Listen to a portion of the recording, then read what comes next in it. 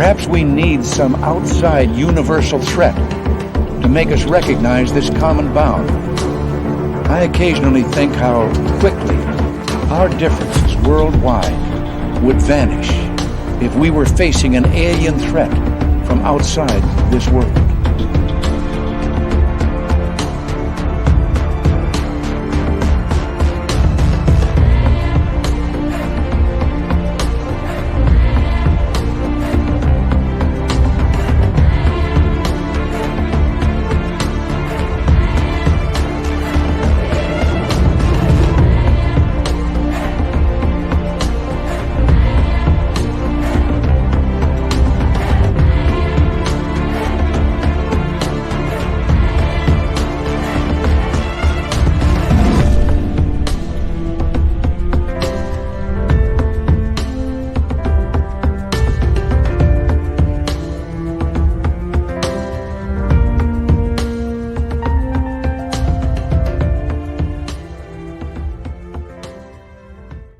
Good evening and welcome to a brand new week of Spaced Out Radio tonight. My name is Dave Scott.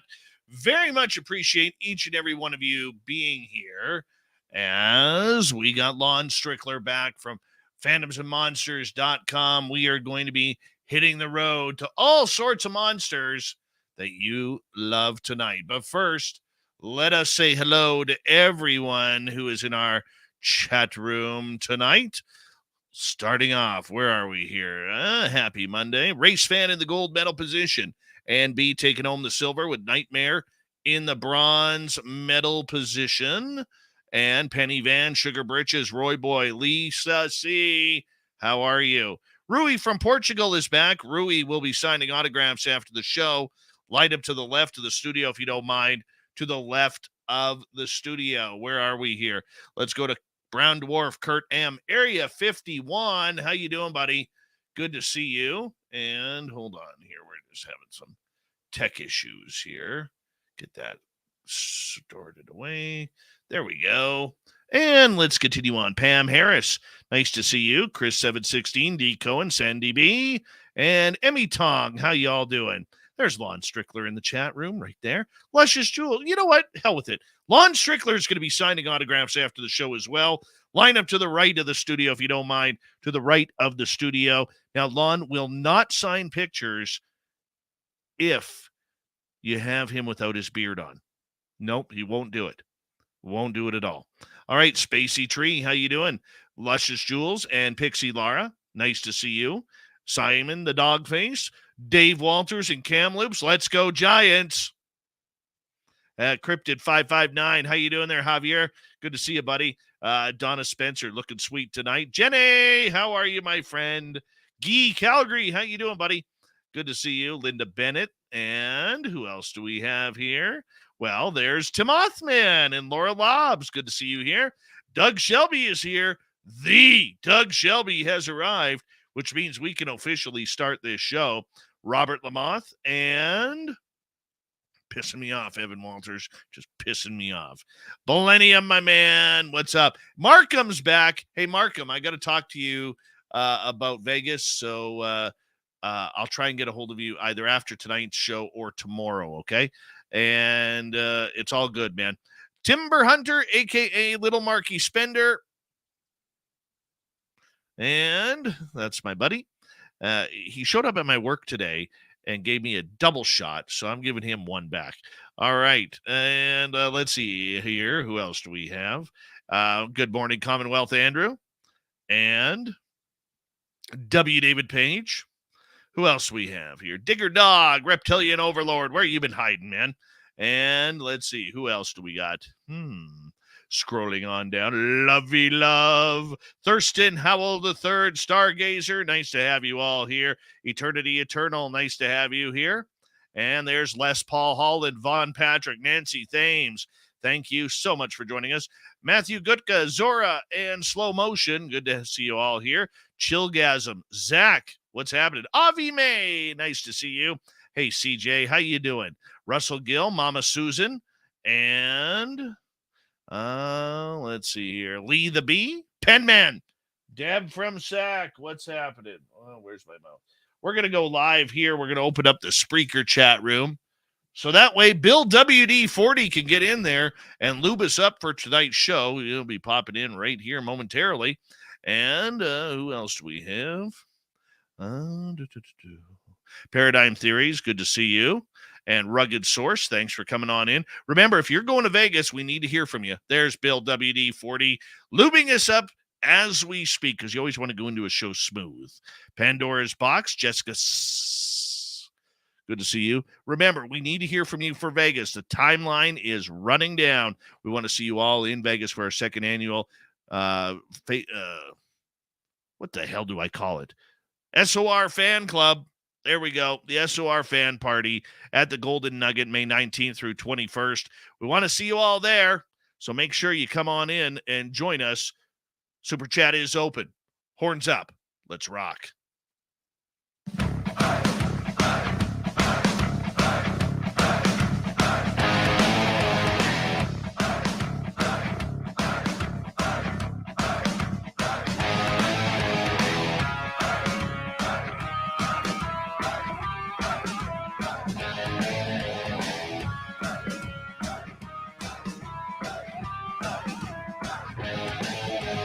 From the mountains of central British Columbia to you listening around the world, this, my friends, is Spaced Out Radio. I am your host, Dave Scott, sitting in the captain's chair of SOR headquarters.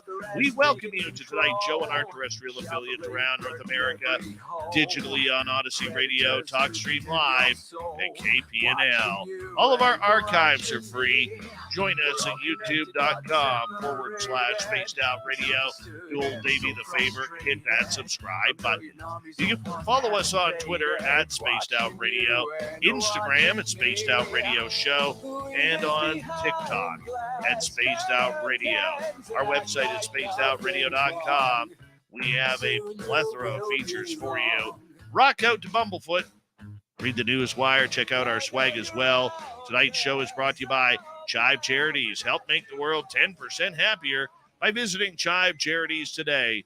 You can find them on our website. We got a power show of awesomeness tonight. The return of Lon Strickler from phantomsandmonsters.com as he's in for Strange Days. Then in hour number 3, we're going to head to the swamp, followed by Little Timmy Senor and the UFO Report. Let's get right to it tonight. Lon Strickler is a Fortean researcher, author, and publisher of the syndicated Phantoms and Monsters blog. He began it in 2005, which has steadily grown in popularity to tens of thousands of people reading his blog each and every month. And who could blame him? From paranormal enthusiasts to scientists and investigators seeking the truth, Lon's research and reports have been featured in hundreds of online media sources, as well as television shows from across the land. This is why he's one of the best when it comes in to joining us. Lon Strickler, good to have you back, my friend, on Spaced Out Radio. You had to miss last month due to a health concern, but you are back now, bigger, braver, and badder than ever. Good to see you here, my man. Well, it's good to be back, Dave.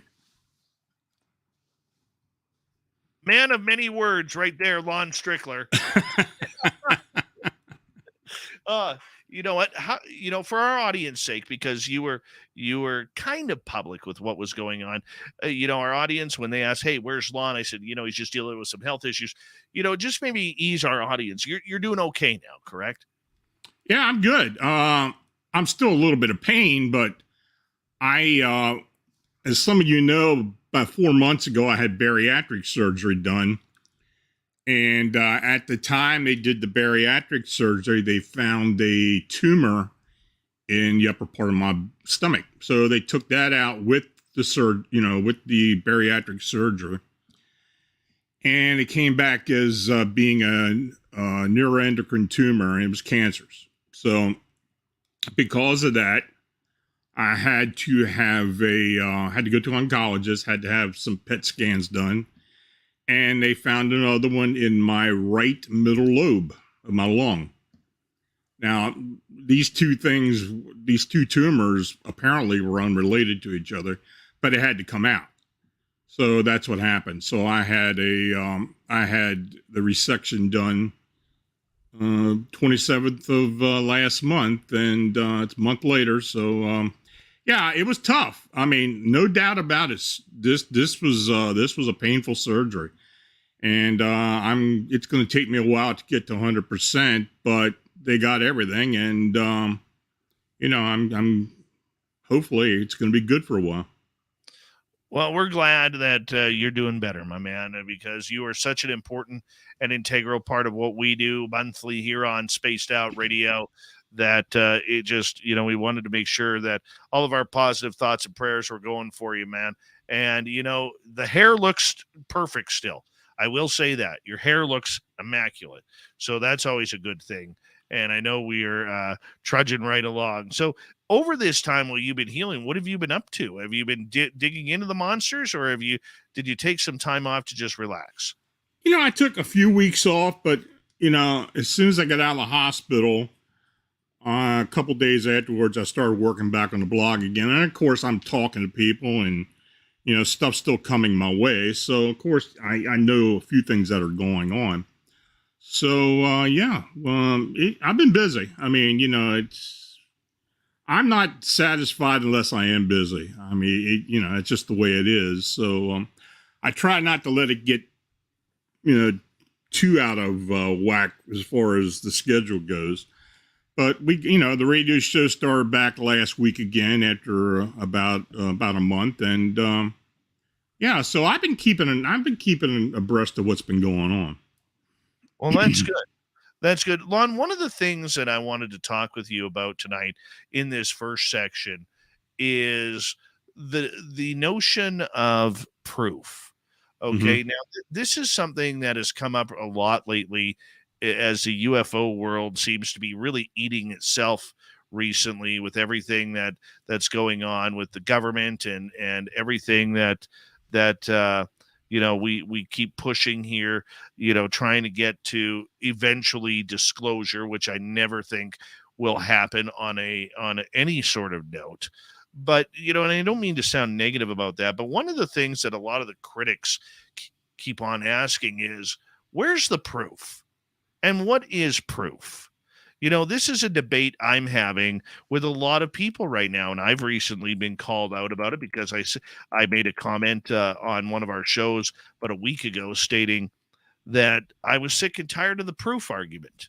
Mm-hmm. And it's not that I don't want proof or don't believe there's proof out there. I just don't know what proof is anymore with CGI, with Photoshop, with audio editing. It's made it more difficult than ever that we will ever get another Patterson-Gimlin type film. Well, proof is a relative term. 99.9% of what we get is anecdotal proof. I mean, or evidence, word of mouth. And we have to trust the people who are experiencing whatever it was or had seen whatever it was for the most part. Occasionally, we do get lucky to get some images or a videotape or something, or even audio that, of course, is going to be scrutinized heavily. The skeptics are going to really scrutinize it, but, that's what they do. And, but, in my case, the best thing and the only thing I can really do is to report the incident, give what is given, whatever evidence that that has been retrieved, and to present it as best I can, and let the public decide for themselves if they believe it's authentic or not. Yeah, you're right. The whole video CGI deep fake thing is just it has made it tough. I mean, I got to be very careful about what I put up there. I will put things on the blog, video or photographs that, I agree are subject to question, but it's still evidence. It's still what was presented. And I put it out there for the folks to decide what they think about it.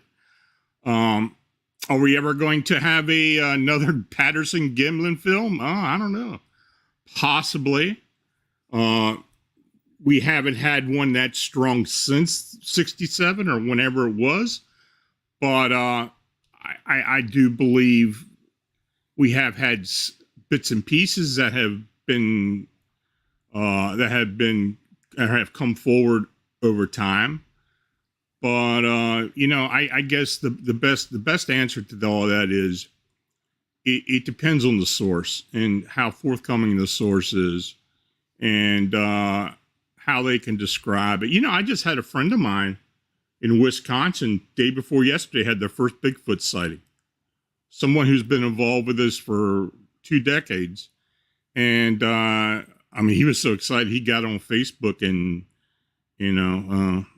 announced it, and I understand that. It's something you don't forget, but someone like me or someone else who has had an encounter or has had sighting of something like this, or a cryptid or something, unexplained, we can understand people being doubtful of what you've gone through. And it's something you never forget, but I can understand. And of course, when somebody comes forward to me and presents what they have, and I report it, I'm taking their word for it until otherwise. Unless something is absolutely proven otherwise. Yeah. But like I said, evidence is relative, and each of us have to decide what we think of anecdotal or actual photographic evidence or anything else that may come, even physical evidence, which is few and far between as well. And Lon, I truly understand and appreciate where you're going, because I like to think about it the same way. I like taking people at their word, because the one thing, it's already been mentioned in our chat room so far tonight, once you have that encounter with a Sasquatch or a dogman or an alien or a UFO or a ghost, you don't need proof anymore. Your disclosure just happened. The problem that you have is you're now filled with who, what, where, when, why, and how questions. That's how it shifts. But as for believing, you do believe on what you saw. You trusted your eyes. You trusted maybe the people around you who saw the exact same thing as well. And I get that. But for some reason, over the last year to 2 years especially, we see a lot of anger coming out of the field from certain sects who just want, they want proof. And when you ask them, well, what's proof? They say empirical proof. Well, what the hell is empirical proof if you can't even get a proper photograph? I could take a picture of an alien standing in my doorway, and you're going to tell me it's a costume. Mm-hmm. Or I could have a videotape of security cameras around my house. You're going to tell me it's edited, right? You're not wanting to believe me. You're just wanting to debunk me. And I don't understand this anger, this hate, this malevolence that we see going on in the field. Look, we both know, Lon, there are a bunch of shysters in this field. They want their 15 minutes of fame. They want their television show. They will do whatever it takes in order to get what they want, to try and make some bread off of this. We get that. But what is it? Maybe 2%? 2% of that is that population, Lon? Yeah, maybe that. It could be one person out of everybody. It still reflects bad on the whole community. But yeah, of course you're going to run across people like that. And after all these years, even with skeptics and people who they're driven to try to disprove everything. I kind of take them with a grain of salt now. It used to bother me, honestly, but I kind of let it, run off my back now, because I just don't really let it bother me anymore. But yeah, and you're right. It does seem that the past couple of years, there have been more people driven to disprove any phenomena, for the most part. And why that is, I don't know. Maybe that's something, I know I'm not built like that. I want to, I do want to find out I do want to find out the truth. Of course, you're going to run into a lot of obstacles from, because of that. But yeah, I mean, but you're right. There are people that just seem to want to make it bad, make it rough for everybody else. Yeah, and I don't understand this. Look, we need skepticism. Skepticism is a healthy thing. You just can't believe everything. I mean, look, you may say, hey, I saw a dinosaur flying in the sky. And in the meantime, there's somebody who's maybe an amateur bird watcher and says, no, that's a sandhill crane. Mm-hmm. We have that happen on a yearly basis. And if you've never seen a sandhill crane before, personal, they stand 5, 6, 7 feet tall. Mm-hmm. Right? They look like, and they got a massive wingspan. Mm-hmm. And I mean, the idea that we do need people to critique us. We do need people who are skeptical, but are we pushing skepticism too far at times, or are we just taking that skepticism to a non-believing level where it's no longer skepticism? I mean, that depends on the people in the community. I mean, if they let it get to that point, I guess it will devolve.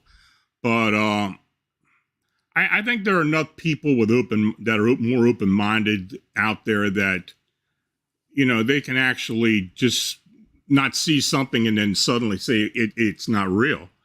And that they will take the time to think it over, dig into it, find out what's going on, and look into it. I think a majority of the people who read my blog and follow me are open-minded. Of course, you're going to get certain people that are just going to, they're going to try to stick a monkey wrench in any, regardless of what you do. But no, I think being open-minded, even being a skeptic, I mean, it is good for the community. Because of course you're always going to have a few people that are just going to try to screw things up, and who have financial or monetary reasons for doing so. We've been seeing that for a long, long time. Unfortunately, they're usually called out on it, and they just fade away. So, but no.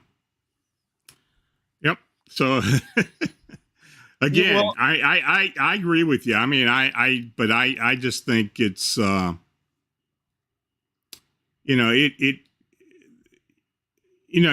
we talk about the Bigfoot community, you've got your factions, your cliques in there, and, we do with what we can. It's getting ugly in the UFO world. Well, I know that. Yeah, I know. As the government keeps popping into play here, with this subject, it just seems to be getting more and more ugly as the day turns. I mean, it's not even a soap opera anymore. It's literally a UFC fight each and every day on UFO Twitter. And I've actually stopped going on there. I really have. It does our show no good. I used to advertise our show on there, and it's just not conducive to the type of people that we want to be bringing in. I mean, but that being said, Lon, I mean, we've had, over 50 years, if we go in recent history, of anecdotal stories.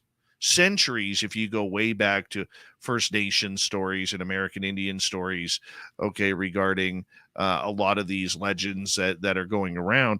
At some point, should we have not advanced further than what we have by this time? Well, you would think, but I don't know.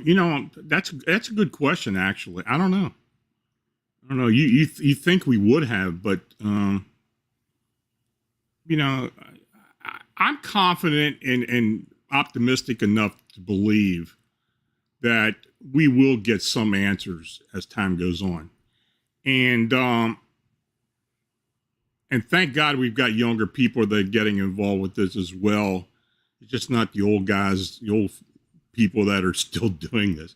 We've got some people that are young, that are interested in it, that, are going to take the time and going to be open-minded about it. And, that's good. But I do believe that we will get some answers eventually. I might not live to see it, but I think we will. What do you think we are missing? Well, of course, the actual proof, actual physical proof for a lot of this stuff. And when you're talking UFOs, cryptids, and such, there just isn't enough physical proof to just put it out there and say, well, here it is. This is definitely real. You know, a lot of us and a lot of people still have to use their imagination and try to be as, I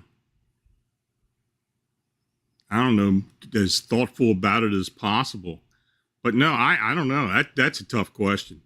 What we need, what we need. But I do believe eventually we're gonna get some answers. Is it going to be through technology? Maybe. I don't necessarily believe technology is the panacea of what we're going to discover.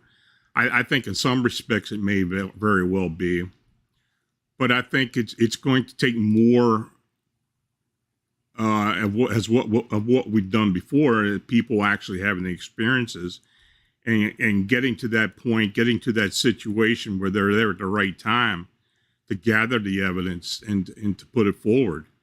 I know for a fact there have got to be people out there who do have the evidence that are just fearful from coming forward.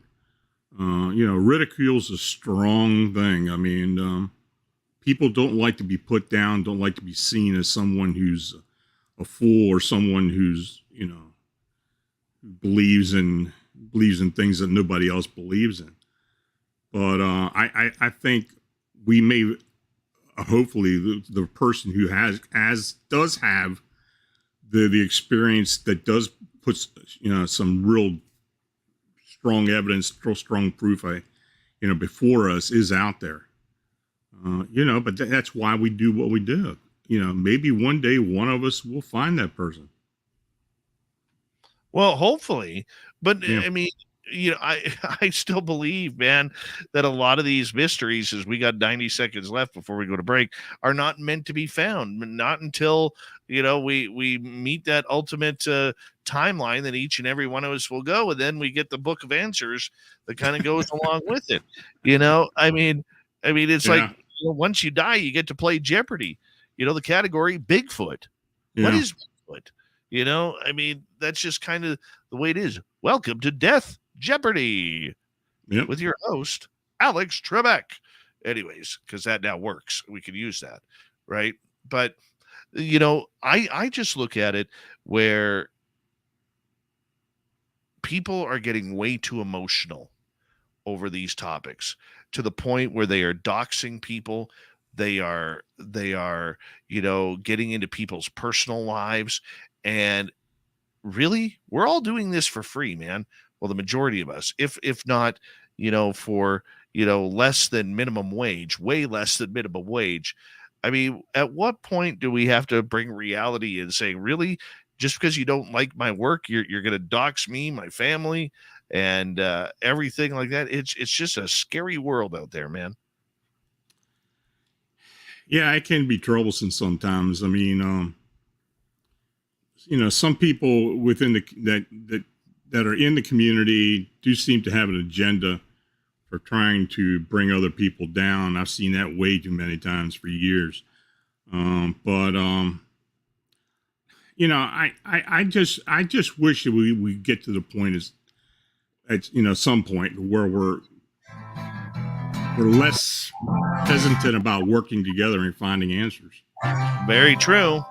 Very true. And Lon Strickler and Strange Days returns right after this. When we return, I'm going to ask Lon if all of these phenomena are tied together on Spaced Out Radio.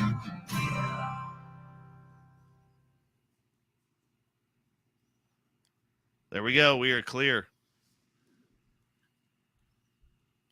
We are clear. Yeah, I just can't believe everything that's kind of going on with that.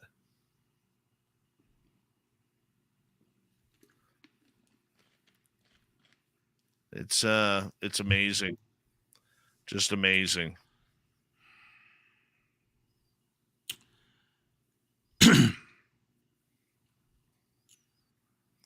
Yeah, I mean, because of social media and everything, there's so many avenues for people to express their thoughts and such. People that go out like I do, or others who get online and post stuff, and we kind of we really open ourselves up to a lot of criticism. Mm-hmm. And not that it bothers me much more, but we do. I had a couple people about a week ago trying to come after me on Twitter because of the comment I made about, can we stop the proof argument? And what they try and do is they try and get you into these online fights and online conversations looking for that aha gotcha moment. And because online conversations looking for that aha gotcha moment. Oh God, that guy sounds good. And sorry about that. That's okay. And I just said, look, I don't do that. Yeah. If you want to talk to me and ask my perspective, I'll give you my phone number. Right. I'll give you my phone number and let's talk it out the way humans do. We're not going to do this garbage on Twitter where you're going to take one word of my sentence and try and cause a lot of havoc. I don't play that game. I don't. And I offered my number to 2 people. They never wanted it. And I was like, okay, then I'm done because I'm not playing the online Twitter battle. Right. Nobody wins. No, I'm the same way. I refuse to do that. I try to stay out of these online battles as much as I possibly can. And I'm like you. If they want to argue, give me a call. If you want to talk about it on the phone, mano to mano, I mean, fine. I don't care. When I used to do, God, when I used to do the radios a decade ago, when I first started, I was pretty combative. I mean, I would go after people. But after a while, that just got old. But I know there's a lot of times when I just put out there the way I thought. I kind of learned since then, my opinions just aren't the opinion. I mean, but now I'm kind of the opposite. I let everybody express what they want to do, however they want to do it. Now, of course, I'm not going to, say I post something, I have a Reddit subreddit for the show, for my blog, and I'm just not going to let anybody come on there and say anything they want to. I mean, but as far as posting stuff on Facebook or on Twitter or wherever, yeah, I mean, I discuss it with them in private, but I don't like getting in those internet battles. Yeah, I know exactly what you're talking about. It's not fun. It really isn't fun, and nobody wins. There's no. I got enough problems. I don't need to be. I don't need that. Right? I know the feeling. Yeah. Know the feeling, my man. Know the feeling all too well. We got just under a minute to go here. Okay. Gong Show, if you're playing my show live, at least let me know. You weirdo. Oh, that's all right. I love the guy. Is the weather breaking up there, Andy? Yeah, dude, it is getting warm. We can officially see pavement. I can't Good. see my backyard. It's still got 2.5 feet of snow. Yesterday I had to get my two buddies over to help me get my Jeep out of my backyard or at the bottom end of my driveway. So my Jeep is back running, and I'm going to get it ready for Sasquatch in here. Here we go, everyone. Next half hour starts now.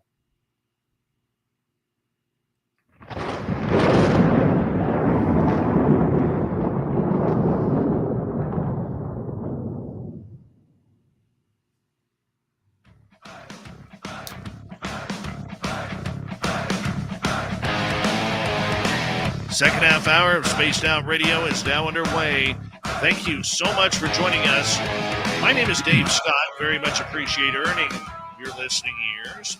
Want to remind you that if you miss portions of this show or others, check out our free archives by going to youtube.com/Spaced Out Radio.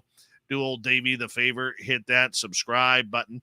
Our website is spacedoutradio.com. We have a plethora of features for you. Rock out to Bumblefoot, read the news wire, check out our swag as well. Follow us on Twitter at Spaced Out Radio, Instagram at Spaced Out Radio Show, and on TikTok at Spaced Out Radio. We continue on tonight with Lon Strickler from phantomsandmonsters.com.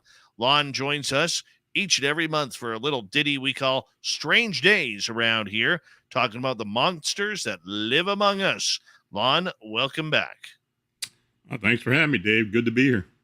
Not a problem. We love having you here, my friend. Hey, I wanted to ask you, last half hour we kind of talked about skeptics and everything, but let's get into the good stuff now. Let's get into the monsters that are among us. There are a lot of people who will only investigate paranormal, only investigate cryptids. Maybe their forte is Bigfoot or Dogman or banshees or vampires. And there's people who will just investigate UFOs and aliens. And the more and more we learn about this subject, the more and more we are starting to really, really see a combination, Lon, of what I call the phenomena really, really joining together and bringing these stories tenfold. Because people are now not afraid to say, hey, when I saw my Sasquatch encounter, I had a paranormal experience. Or after I saw Dogman, a UFO flew over. Do you think, or in your research, are you seeing a lot more of this brought together? It's more prevalent. I think people are more aware of it now than they have been. A lot of times when they've had something profound happen to them, and something else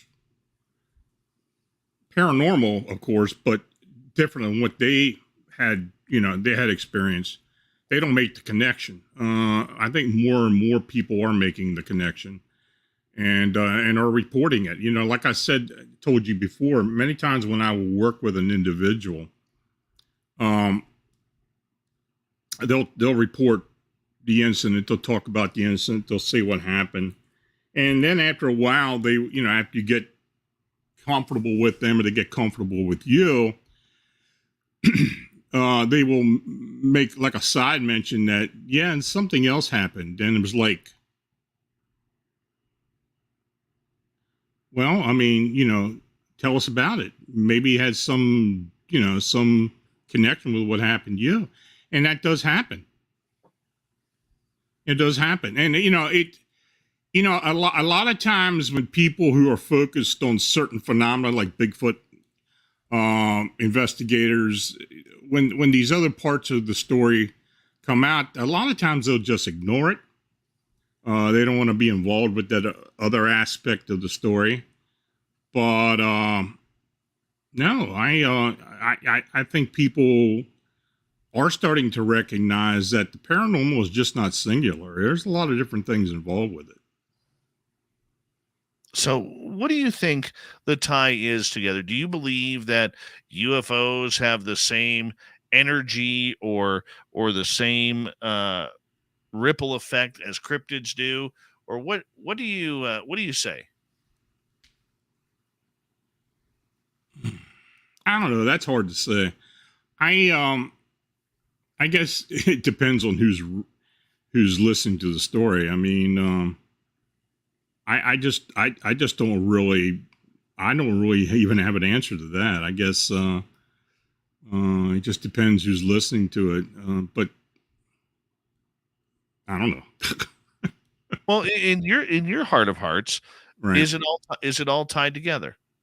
Yeah. Oh, I know it is. Oh, I know it's tied together. I mean, I've been involved with a lot of different cases and a lot of things to come up. A lot of times things show up after after an incident, and then you'll go back and talk to the person, and they'll say, "Well, this happened. Is it connected?" And a lot of times it is. Just like with we have a lot of accounts with Bigfoot where people see a lot of other phenomena, light phenomena, sound, audio phenomena that just doesn't necessarily indicate Bigfoot, but it may be something else that may be related to it. UFO activity in cryptids. A lot of times people see cryptids and UFOs or craft at the same time or very, around the same time. But it does happen. Okay, so what do you think draws the phenomena to one another? Like, let's say you're in the middle of a forest, middle of nowhere, like many of us are when we're out searching for Sasquatch or other anomalies that could be out there, whether it's footprints or maybe seeing the creature itself. And all of a sudden, something strange happens. So I'll give you an example. The I shouldn't say the property, the area where I'm going to be going back investigating, we've had UFO sightings there. We've had what I would consider fairy sightings in the trees with little white orbs popping up all over the place in the trees. And we don't have fireflies here. We've had the Sasquatch sighting there now. We've had something mysterious that scared the daylights out of us. I mean, you take an area like that where there's multiple phenomena going on. What do you think causes that? Well, you've heard me talk about hotspots where it just does seem that a lot of different things do happen in one area or specific area. I'm not saying everything is connected, but there just seems to be activity that, feeds off of all the activity. And I think what the area where you're talking about is definitely one of those areas. And you've mentioned it to me before about different things happening. And yeah, I mean, you hear that all the time. Yeah, I guess the thing that interests me about it is there are literally tens of thousands of these places that we have not seen yet or haven't been investigated. Like the place where I had my activity last year. It's forcing me to go back. I need to go back and see what else is there. I mean, I could just imagine how many different skinwalker ranches are out there, not just in Utah, but across the United States, across North America, the world. I mean, this is what intrigues me. I mean, if the phenomena is everywhere, is every place a skinwalker ranch?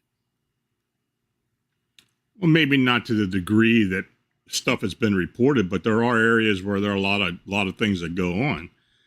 I mean, here in Pennsylvania, we probably have about 5 or 6 very strong areas where we've got all kinds of activity going on in one general area. Yeah, I mean, it's not unusual. And I think a lot of these places have gained more of a reputation as time has gone on. So, of course, when we hear something going on in that area, it doesn't surprise us because we keep getting reports all the time.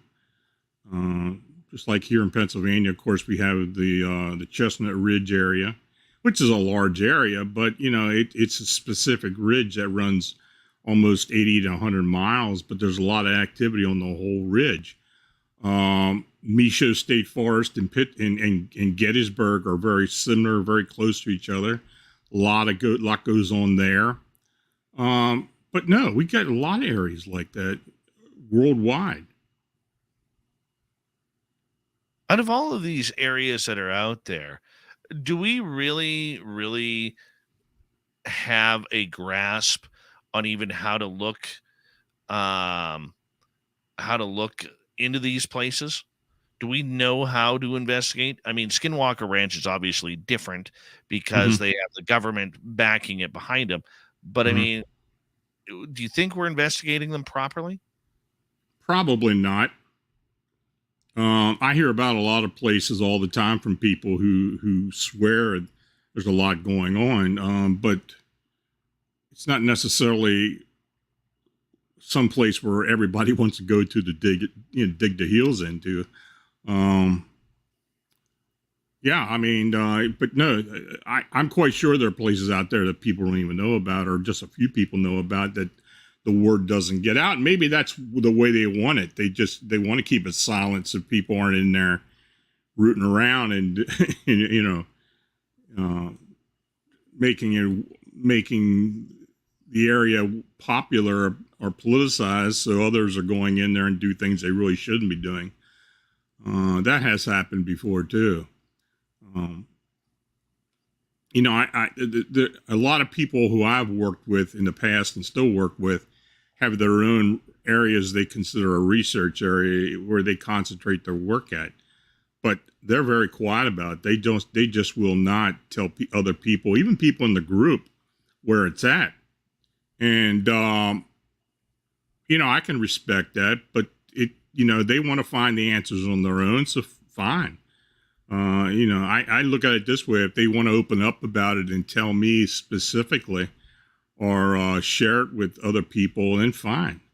But no, I think most serious researchers and investigators have their own specific places where they do like to concentrate their work. What, in your opinion, makes a hot spot? Multiple activity. Yeah, multiple activity. Not necessarily spiritual or unexplained paranormal activity, but many times there are cryptid sightings, UFO sightings involved or are reported at some period of time. And you can get a lot of those. But no, that's kind of the prerequisite that I kind of use, where, you've got cryptid, you got UFO, and you've got some other unknown or paranormal activity going on. Those are kind of the three main aspects of the paranormal that kind of come together. Or those are the ones that I found. Now, of course, you got places where, just like the Chestnut Ridge I mentioned earlier, you got all kinds of stuff going on there. It's just a variety of different types of cryptids, not just one. Weird, unexplained activity, and just a plethora of other light phenomena and sound phenomena, and lots of mysteries, especially areas that have mysteries involved with as well. Some of these hot spots have got a legacy, where there are stories that have come out of it from the past that become part of the legend of the area. And I'm one that really look at the legends as well and try to get some explanation of what's going on through a lot of the legendary stories or some of the old reports that come out of there. When we started working on the phenomena in Chicago with the winged humanoids, it was very interesting to us as we were looking into that, some of the older stories that were coming from the area to do with other winged beings, winged cryptids.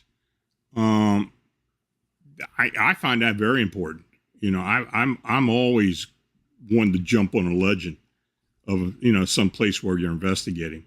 Even if you're not investigating, but of a legend of something very unexplained that can maybe have a tie-in to some other phenomena you're looking into. No, very true. And you know, with the legends, I mean, it doesn't mean also that just because you're investigating a certain area or a certain property that there's only one case of the phenomena around. Right. And I Right. think Oh yeah. too many times we have blinders on that. If we go to a say a ghost town where people haven't lived for 50, 60 years, it doesn't mean that there isn't a cryptid that's haunting the forest, or UFOs aren't going to be landing over top. Exactly. Yeah. I mean, you know, you talk about Gettysburg.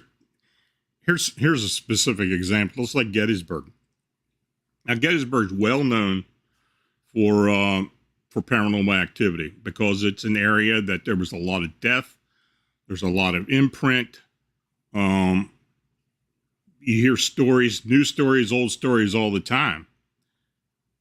But when you think of Gettysburg, you don't necessarily think about UFO activity. You don't think about Bigfoot activity. You don't think about upright canine activity. But we've had all three of them, as well as the paranormal activity associated with that area. Now, why is that? Is it because they were, you know, it was just an area where it was lucky enough because of the battle to kind of start a chain reaction to where other stuff is seen? I don't know. But, you know, I think when areas do start getting well known for specific activity, that other activity tends to start up there. It's amazing how that happens. I mean, look, you may be out there looking for ghosts in the middle of the forest, and the next thing you know, the next time you go there, 50 yards to the left, there's a stairway going nowhere. or there's dogman footprints, or what looks to be a UFO landing site. I mean, it just never seems to end. And just when you start to get things figured out, boom, they throw this phenomena, throws another wrench in one. Yeah. Yeah. Yeah, you're right about that. Yeah, that whole staircase thing freaks me out. I think most of those sightings were up in Northern California by these search and rescue people that would come across these stairways in the middle of the forest somewhere. I mean, really weird stuff, but yeah, you know. Well, I want to ask you about those stairwells here for a second. First off, maybe explain to people what we're talking about in regards to this. Well, I'd say about 7 or 8 years ago in particular, there was, and this started out on Reddit actually, but there was a search and rescue person who had been with the search and rescue service in Northern California for many years. And I guess he got to the point where he wanted to come forward, and I and others checked him out. He was definitely former rescue, you know, search and rescue. But he started to talk about some of the phenomena that he was running across while doing his job. A lot of times they would talk about kids who would disappear, and they'd show up someplace where no way the kid could have gotten there, like on top of a mountain or on a ridge or something. And but he and other search and rescue, it was more than one, were talking about these staircases literally showing up in the middle of the forest and nothing else around it. In other words, there was no foundation for like a house where a staircase could have been into. Nothing. These staircases just show up. And they're not small staircases. They're pretty huge staircases. Of course, the one gentleman said he got the nerve to walk up onto one of these things, even though the thing was pretty unstable.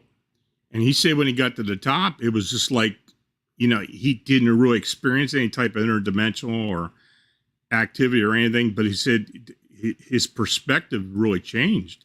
He did seem like he walked into something a bit different, like a glitch in the matrix or such, but he didn't stay there long. He came on back down. But he wanted to really know what people thought about it. And frankly, he never really got much of a good answer, but it kind of got out there that these people were talking about this, and I still don't know if anybody's coming up with a decent answer as to why they're there. Do you think they are mysterious? What do you think happens when you get to the top? I don't know. I can't really say unless I did it, but maybe there is a doorway into another reality. I don't know. Maybe it's something that was placed there, to attract people to walk into another reality, into another dimension, into another world, universe, or whatever. I don't know. But I think it just doesn't take a staircase to do that. I think people walk in and out of different realities and dimensions all the time. Maybe sometimes they don't even realize they're doing it. Do you think that they do open up to a different dimension or portal? I think it's possible. You know me, I've been saying for a long time, I think cryptids, for the most part, are interdimensional beings. I don't necessarily believe they live on this earth plane. I think they exist and originate from another reality or another dimension or another universe or wherever. Could it be another planet? Who knows? A lot of these stairwells that people see, what are they built out of? Are they old iron rods, handles? Are they stairs built out of wood? Are they cement? Both. There have been spiral staircases made out of wrought iron. There have been wooden ones made out of wood. Yeah, I don't get it. I don't understand it. I saw an actual photograph of one once it was probably maybe 12, 13 steps made out of wood. But, and it didn't look like it was just placed there. It didn't look new. It looked like it had some age to it. But there was nothing else there. There was no foundation, nothing. It was out in the middle of the damn woods, trees all around it. Okay. Now, just out of curiosity, because, we try and hold a skeptical point of view as well. Okay. Everything.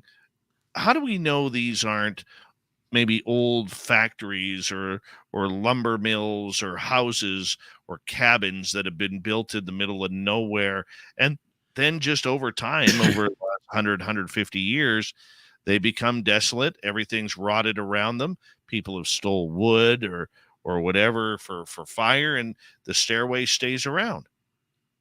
Yeah, I guess that you could make an argument for that, but it's kind of hard to when there's no foundation or not a scintilla of anything else around there. Yeah, I know things change in the forest, but the fact that the staircase is still there and nothing else kind of makes it hard for me to believe that it was something naturally done. I mean, I don't know. I could be wrong, but it is interesting. Are the staircases straight, or are they the spiral kind, or are they the spiral? Yeah, they have had. I have had some descriptions of spirals, wrought iron staircases. Others that were straight.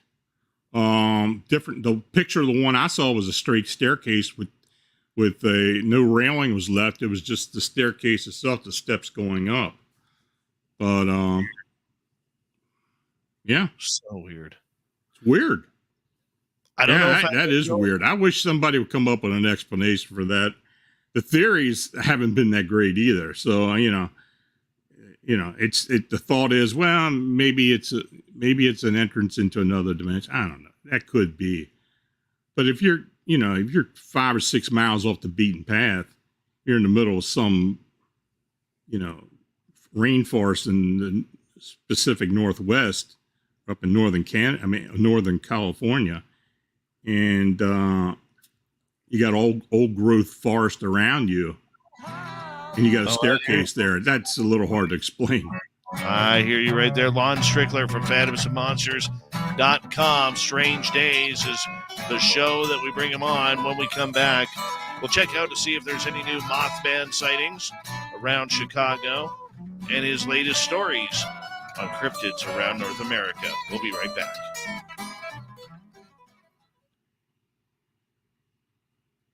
right, Mr. Filth, what are you drawing here for us tonight, man? I swear you're gonna unmute your microphone. It's the thing you talk into. You know, Dave, I think that you have the power to unmute my microphone, but you just kind of Not when you mute it. I can't. I'll be right back. Really? Oh. How you been, Phil? Excellent. Good. We're doing a cartoon here of well, it's an alien handing out a T-shirt to somebody.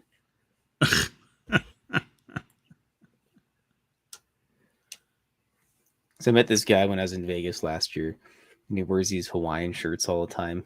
Uh-huh. Then he gave me some stickers, and so I figured I'd draw a cartoon of an alien giving him a Hawaiian shirt. But it's going to have silver on the tips because that makes it a space shirt, as opposed to just a regular Earth shirt without silver rim. Silver stitching, rather. One bad thing about Vegas, you've always got people out there doing something, handing something out or something to somebody. It's amazing. Even in the middle of the night. You know, as a guy from Canada that's never experienced a weird city like that, that was something else. I bet. But next time I'm bringing more cartoons. I spent a lot of time in the city growing up and as I've gotten older. But yeah, Vegas is an entirely different animal. You just don't expect some of the things you see there. That's factual. But yeah, definitely. Guy from Alberta and Canada. I mean, holy. They go to Vegas and everything I've seen here, even in Vancouver, it's just something different.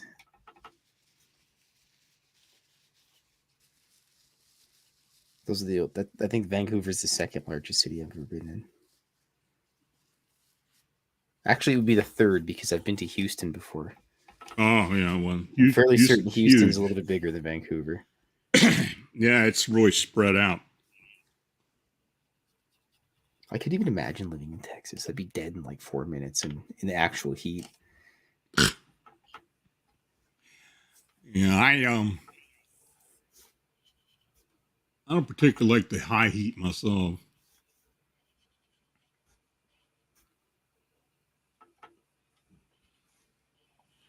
Vegas was okay. It wasn't humid. That's the one thing about it. I guess if you go around the Great Lakes in the summertime, you get that real sticky heat. Oh, it's like that here. Yeah. I couldn't do it. Summers here can be oppressing. Because we're kind of stuck in between the mountains and the bay and the ocean. And yeah, we're on that Piedmont area, and boy, do we get some really nasty summers. Nature just hitting you with steel chair after steel chair. No mercy.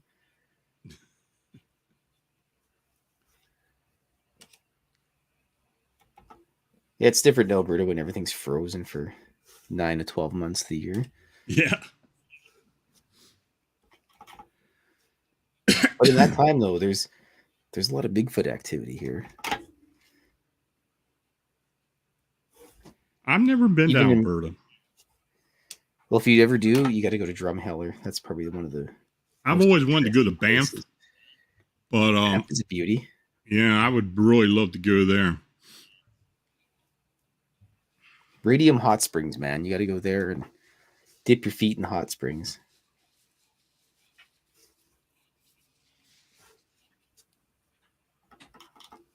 Yeah, even out in the prairies and everything. I've heard plenty of stories of Sasquatch. Mm-hmm. I got a pal that lived near Star, Alberta, and she and her sister witnessed a white Sasquatch and a smaller white Sasquatch with it after it banged on the wall of their house. I'll tell you the story one day. She's got it all written down. I'll ask her if I can send it to you. Sure, that'd be great. All right, we got about 30 seconds before we're going to go. Hi, Damien K. Anybody else jumping on in here?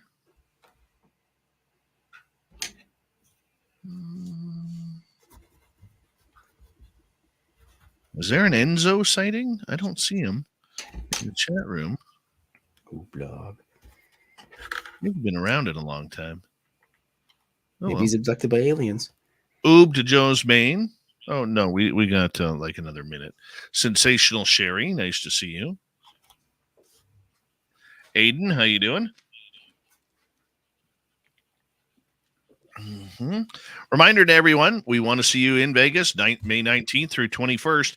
And pretty soon we're going to shut down the VIP tickets for our event. So if you want to come get a nice drawing from Dirty Filth, I'd be the arrow, and meet a bunch of fun celebrities that are on this show, just sign up. Go on the ticker below. Go to spacedoutradio.network@gmail.com. Email us in. And we want to make sure that you get your VIP tickets as soon as possible, because time is starting to run out, people. We've been planning this for a year. We want to see you there. So make sure you come on out. And we're going to have a blast. We really, really are. I can't wait to get there. And yeah, here we go, everyone. We got about 9 seconds. We're still waiting for our first super chat of the night. And here we go.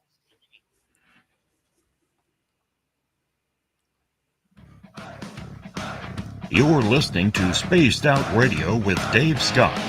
Follow Dave on Twitter @Spaced Out Radio and on Facebook, Spaced Out Radio Show. Hour number 2 of Spaced Out Radio is now underway. My name is Dave Scott. Very much appreciate earning your listening ears wherever you are on this beautiful planet we call Earth.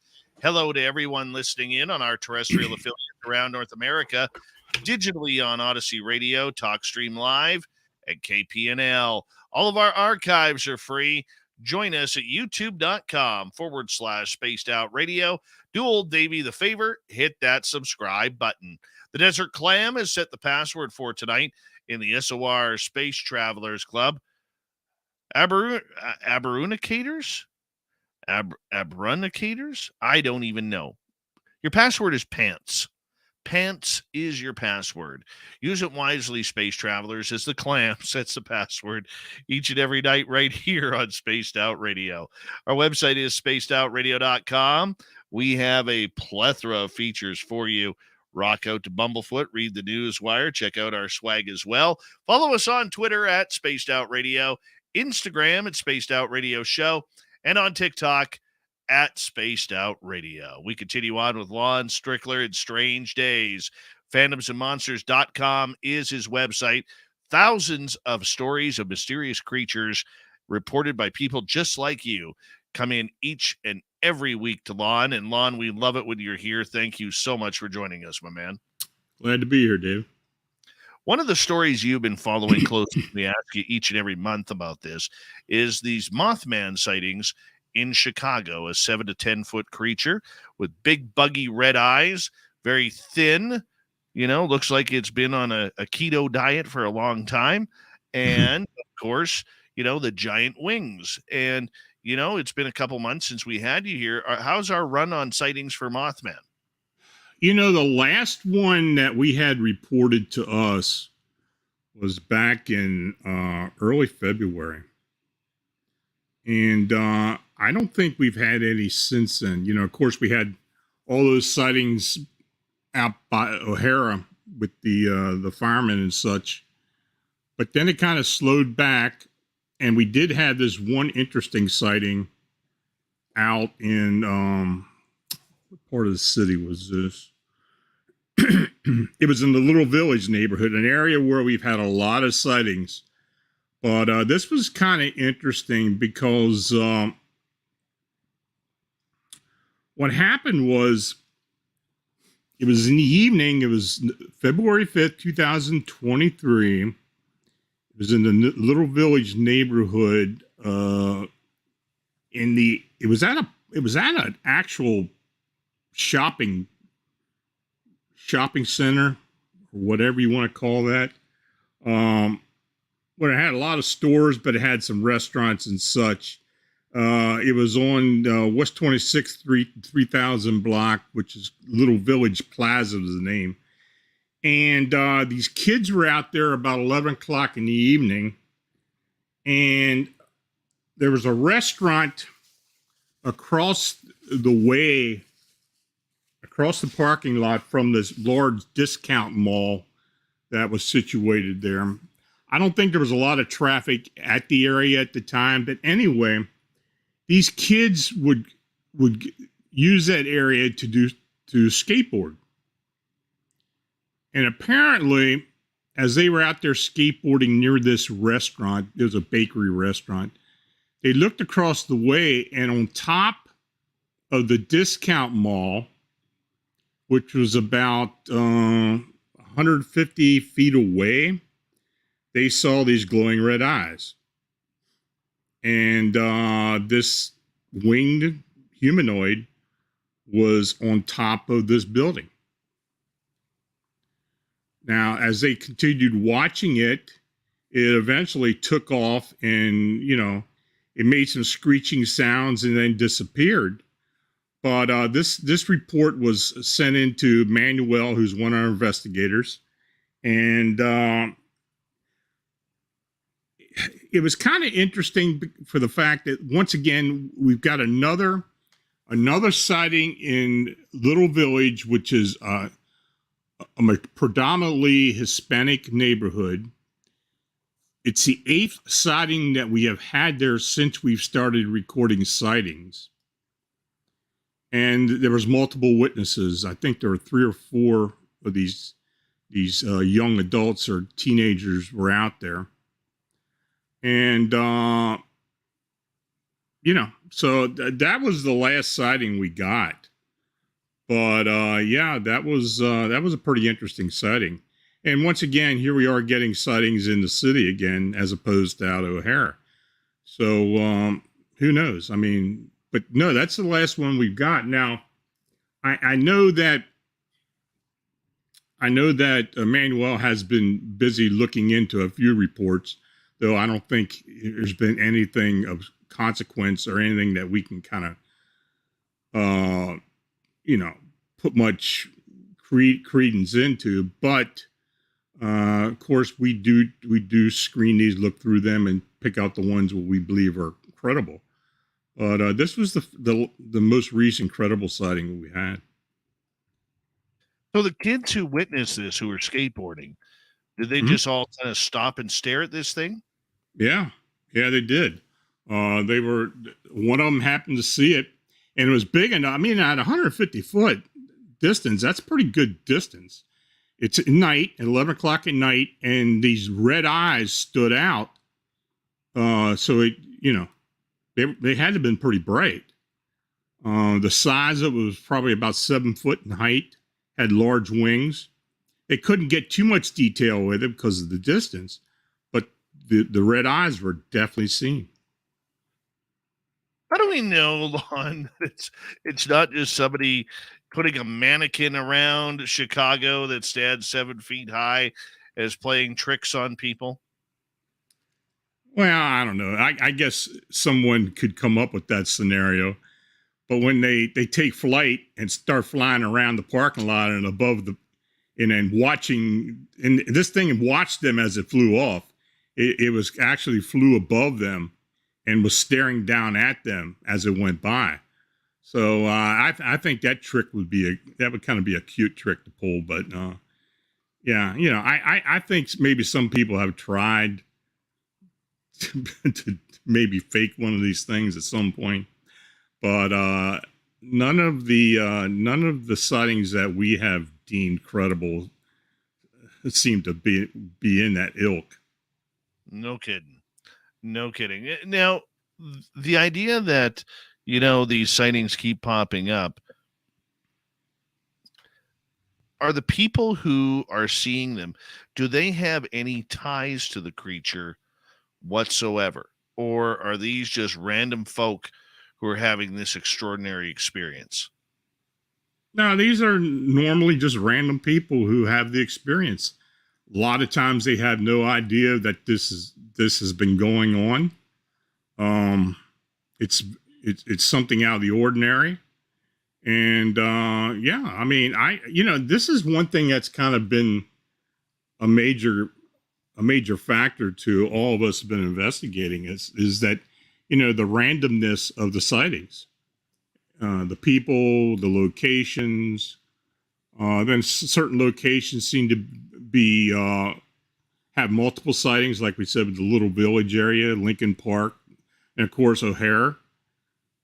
But then we get all this randomness in it as well. And then when you talk to people, they have no idea that this has been going on for years throughout the Chicago area. And they contact you because they went on Google and may have put in their winged being, red eyes, or something to that effect, and it comes up.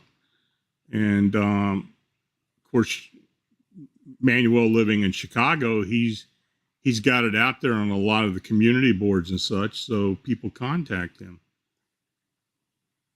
Yeah, no kidding. And why wouldn't they? I mean, considering this is something that they've never seen before.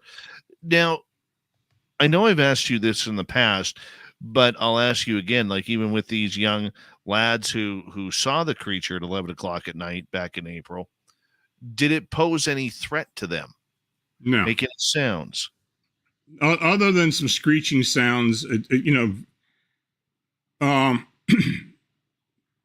every once in a while we will get a report that it seems like the creature is holding its ground, but no real threats. I think the people are shocked when they see it. Some people may interpret it as being threatening, but out of all the sightings that we've had since 2011, I can only name 2 maybe where there seemed to be a little bit of aggression, but it was nothing dangerous. Well, that's good. Yeah. That's good. This creature, when it does come out, I mean, it doesn't seem to matter the season. It it could be spring, it could be summer, fall, winter, whatever it may be. For you, as someone who is looking into this, what kind of patterns have you noticed regarding the way this creature seems to act? We get asked that a lot. Do we see patterns? Do we see develop? Just like I had the map out that plots all the sightings in the areas. Do we see any similarities? The only similarities that we have are the randomness. Some of the locations are more heavy in sightings than others. And that, for the most part, these creatures are very similar to each other, because I believe there are way more than just 3, 4, or 5. I mean, I think these things, I think they're interdimensional. I think multiples come out occasionally. But there's no real pattern. Nothing that I can really say is concrete. The only thing, I think I mentioned to you this the last time I was on. Maybe I did. But one thing that we have established is that more than 50% of the sightings that we have received have been reported by Hispanic people, which I think is I think that's amazing. Why do you think that is? I don't know. I don't know if it has something to do with the culture, the folklore thing behind it. I don't know. I just don't know. But these beings seem to, are they able to see it as opposed to everybody? Are they more open-minded because of their culture? I don't know. I mean, that's something we're starting to look into. But, yeah, I dug into that about 3 or 4 months ago because I was wondering, we had all these sightings in the Little Village area. We had all these sightings at O'Hare, where a lot of the people who work in the cargo areas are Hispanic. But nonetheless, I went and looked back on sightings all over the general area where we've been reported to us, and more than 50% have been reported by people who have Hispanic backgrounds or, Hispanic nationality. Do you think this creature is doing that on purpose? Possibly. You know, we have that's you know we've looked into all kinds of different theories, and the fact that they may be able to allow themselves to be seen by certain people, I'm not discounting that. It seemed, you know, a lot of times we have had instances where there would be a lot of people in an area and just certain people would see it. Is it allow itself to be seen by specific people, by certain people? Maybe it is. Let's go to a question from Eric. What is the chance that they are thought forms or tulpas that we have created through our exposure to mass media and social media? Lots of people all thinking of the same creatures at the same time. You know, that I could kind of agree with that argument but you know, early on people didn't know anything about this thing, and a lot of people were reporting it. Even as time has gone on, there have been witnesses who had no idea what this thing was. So I can't necessarily say it could be a thought form or tulpa. Of course, that's something else we have looked into. I just don't think in this instance that applies. Now, I'm not saying that there aren't cryptids that may very well be tulpas or thought forms. Yeah, I mean I think that's absolutely possible. But in this instance, with what's going on with these winged humanoids, I just don't think that's the case. Do you think then that these creatures are attracted to certain people of certain ages? Like, are we seeing senior citizens seeing them? Is it a younger crowd that's seeing them, say the 18 to 34 crowd? Yeah, it's all different age groups, socioeconomic, you know, people, rich, poor, professional, non-professional. It runs the gamut. I mean, we're at 160 sightings or 161 sightings now. And, you know, you can't really go in there and say that there's any distinguishing factor as far as what type of people are seeing it. It's just so varied. Right.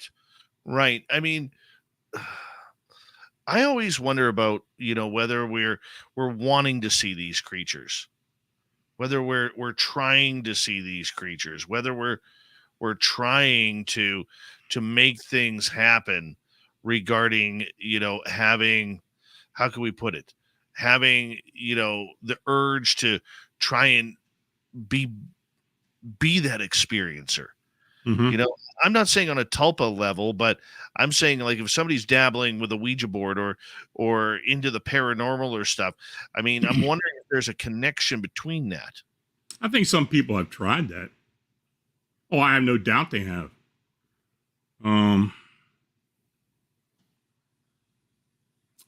You know, I can't necessarily pinpoint where that has happened.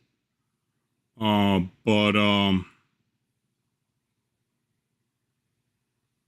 there have been cases where I believe that, you know, the human mind's a strange thing. I mean, it's interesting, some of the things that a human mind can manifest. Talk about poltergeist or something like that. Right. I mean, that's all mind manifested phenomena. Well, let me I think it's very possible. Let me add to that for a moment here, because up here, a lot of First Nations folklore believes that you don't see Sasquatch. Sasquatch allows you to see it. Yeah. And I'm wondering if we're looking at almost the same type of thing with the Chicago Mothman. It's very possible. It's very possible. I've been thinking along those lines for a long time. You know, especially like I said, when we got crowds and such, where only certain people see it, and you know, yeah, I think it's very possible. I think with other cryptids as well. Like who? Or what? Bigfoot. Yeah, I think Bigfoot. I mean, I think if there have been some instances where a Bigfoot has been seen by an individual, has been allowed to be seen by an individual. I think people that are involved with habituations, for the most part, I think where they gain the trust that, they do make themselves seen by certain people that they do trust. There have been times where I have talked to people who have had these creatures on their property or living around them, and nobody else in the family or nobody else other than them see them. But regardless of what they tell me, I believe that they've actually seen them. I believe that they've had actual contact with them. I think that's very true. I think it can happen with all forms of, even ghosts. I mean, even manifestations. Who's to say that they don't manifest for certain people? Well, I mean, if you look at the tide of the Hispanic community regarding this, maybe that's something that we are seeing in the meantime. Absolutely. Maybe that's how it all ties in together. Speaking of Bigfoot, as we got 2.5 minutes to go here, we're getting into that season where, the northern half of North America is starting to unfreeze and we're starting to thaw and I'm so happy because it's now hoodie weather around here, man. So happy. We're getting into that season where a lot more people are going to be getting out of the forest, maybe doing a little bit of an investigation. How have the Bigfoot reports been for you so far in 2023, 3 months in? For me, it's been pretty slow. The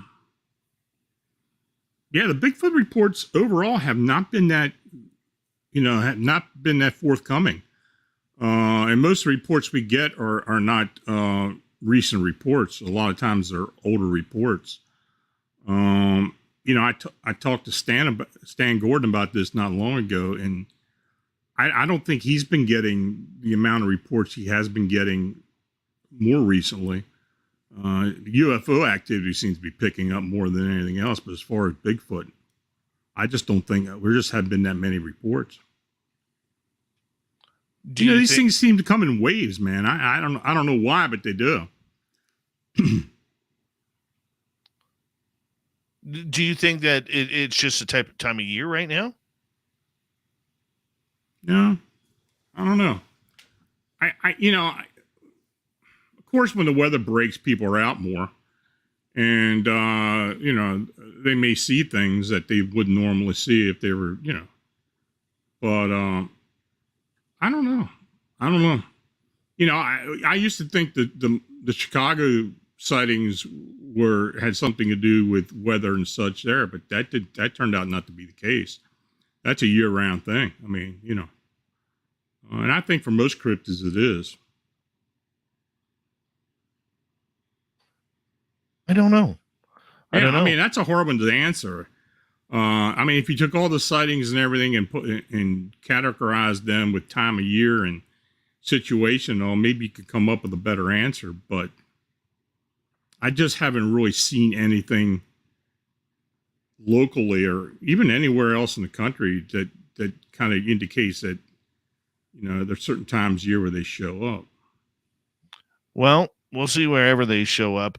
When we return on Spaced Out Radio, we'll get to your questions, and we will continue this great conversation with Lon Strickler from phantomsandmonsters.com, where literally each week he gets hundreds, if not thousands, of emails of people coming in to touch and face-to-face with weird, strange creatures.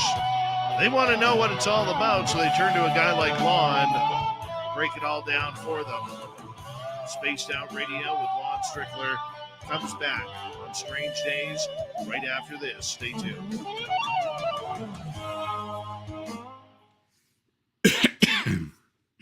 Wow, this show is flying by. This one's going really fast. How you feeling, buddy? I'm hanging in there. Can you do another 30? You good? Yeah, I'll be all right. All right. And how's our dirty filth down here? Let's take a look at him. Oh, we got a little disc shape there. What else we got?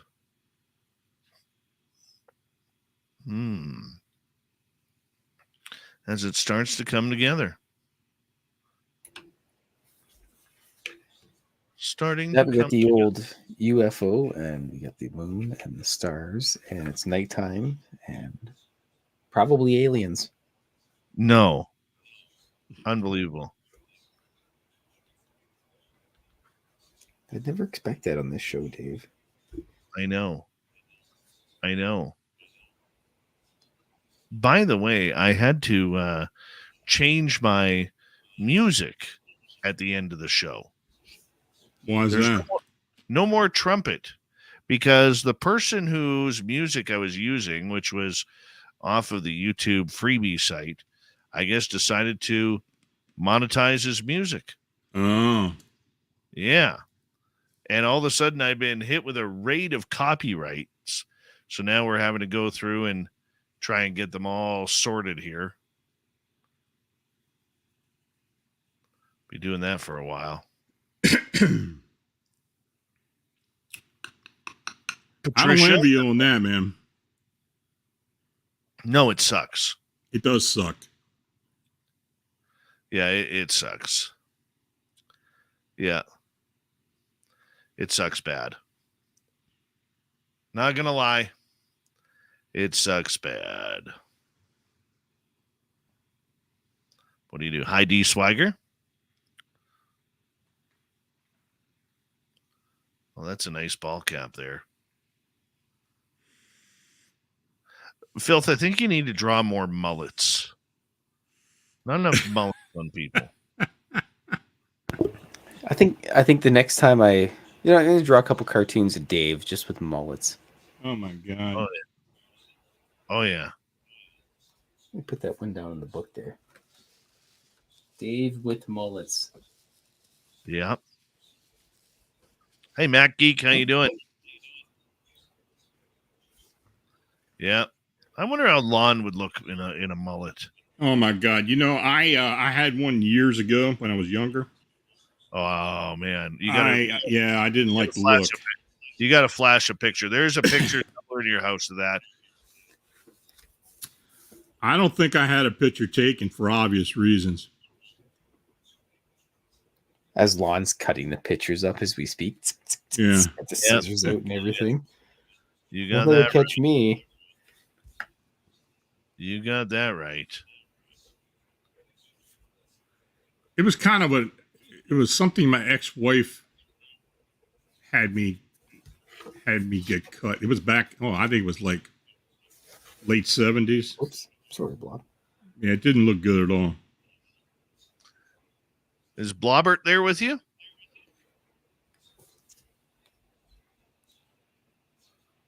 Oh, there's Blob. Blob. There's Blob hanging on out. Good old Blob. Oh, yeah. No, I've ruined it. Doing the biz right there, having a little nappy poo on Daddy Phil's legs. Jeez. So, Dave, make sure when we get to Vegas, slice pizza for me. For what? Well, for all the hard work I do for you. Blood and sweat and tears and fighting those Sasquatches to get interviews from people that know them.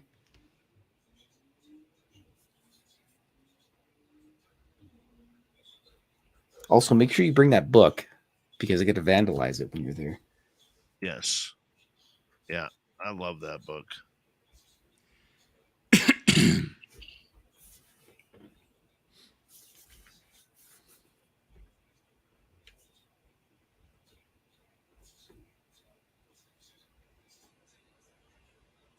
And where are we? We got about 45 seconds here.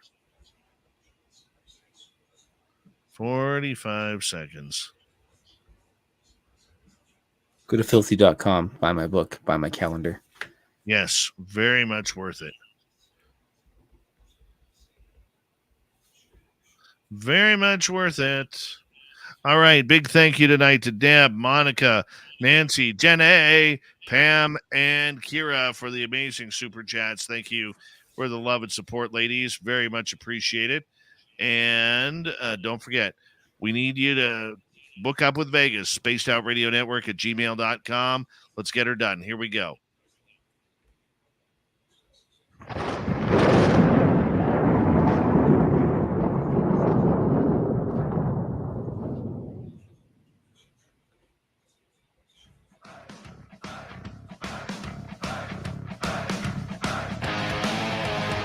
We pass the halfway point of Spaced Out Radio tonight. Good to have you with us. My name is Dave Scott. Very much appreciate earning your listening ears. Want to remind you that if you missed portions of this show or others, check out our free archives by going to youtube.com/Spaced Out Radio. Do old Davey the favor, hit that subscribe button. Our website is spacedoutradio.com. We have a plethora of features for you. Rock out to Bumblefoot, read the Newswire, check out our swag as well. Follow us on Twitter at Spaced Out Radio, Instagram at Spaced Out Radio Show, and on TikTok at Spaced Out Radio. Here we go. Final half hour with our main man, Lon Strickler from phantomsofmonsters.com. Each and every month, Lon comes in near the end of the month to talk about all the weird and awesome strangeness that people are seeing around the world when it comes to everything from aliens and UFOs to every monster lurking behind every tree and under every bridge. Lon, out of 2023, what are some of the weird cases you've got? You got any trolls, any puckwudgies, witch sightings flying through the sky? What do you got?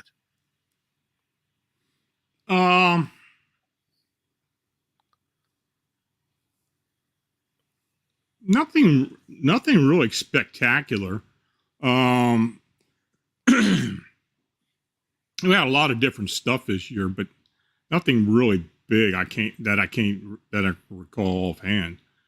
We had a few more Jersey Devil sightings as what we normally did for whatever reason.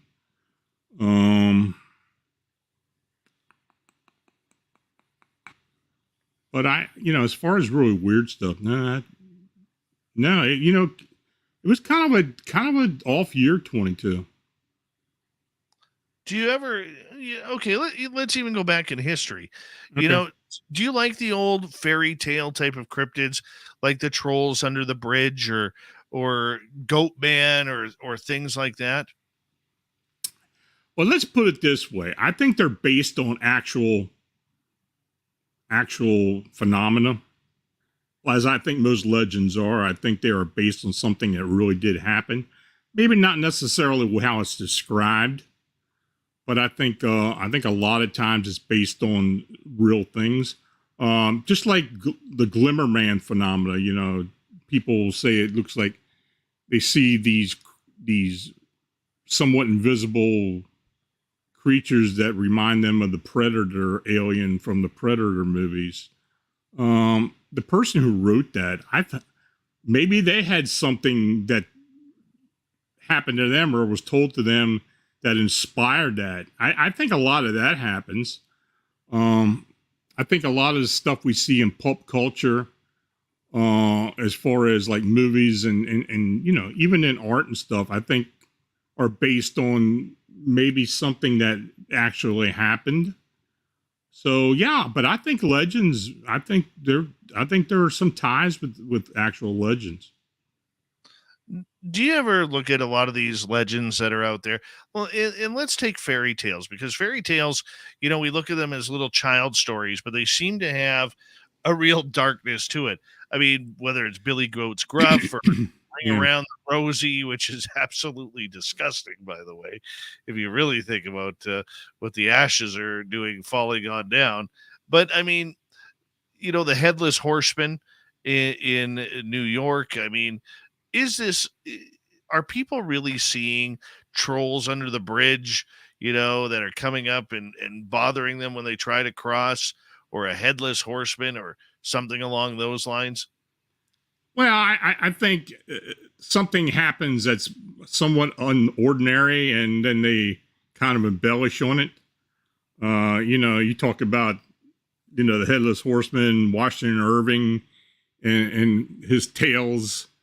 I think he had a had a great imagination. The Grimm fairy tale, the Grimm brothers. I mean, you go back and read the actual stories themselves. They are pretty dark. I mean, they've been really censored to make them into children's fairy tales. But if you go back to the original writings, I mean, they are very dark. So, I think all this stuff is based on some type of experience, not necessarily what it comes out in the wash, but I think it's based on something. That's awesome.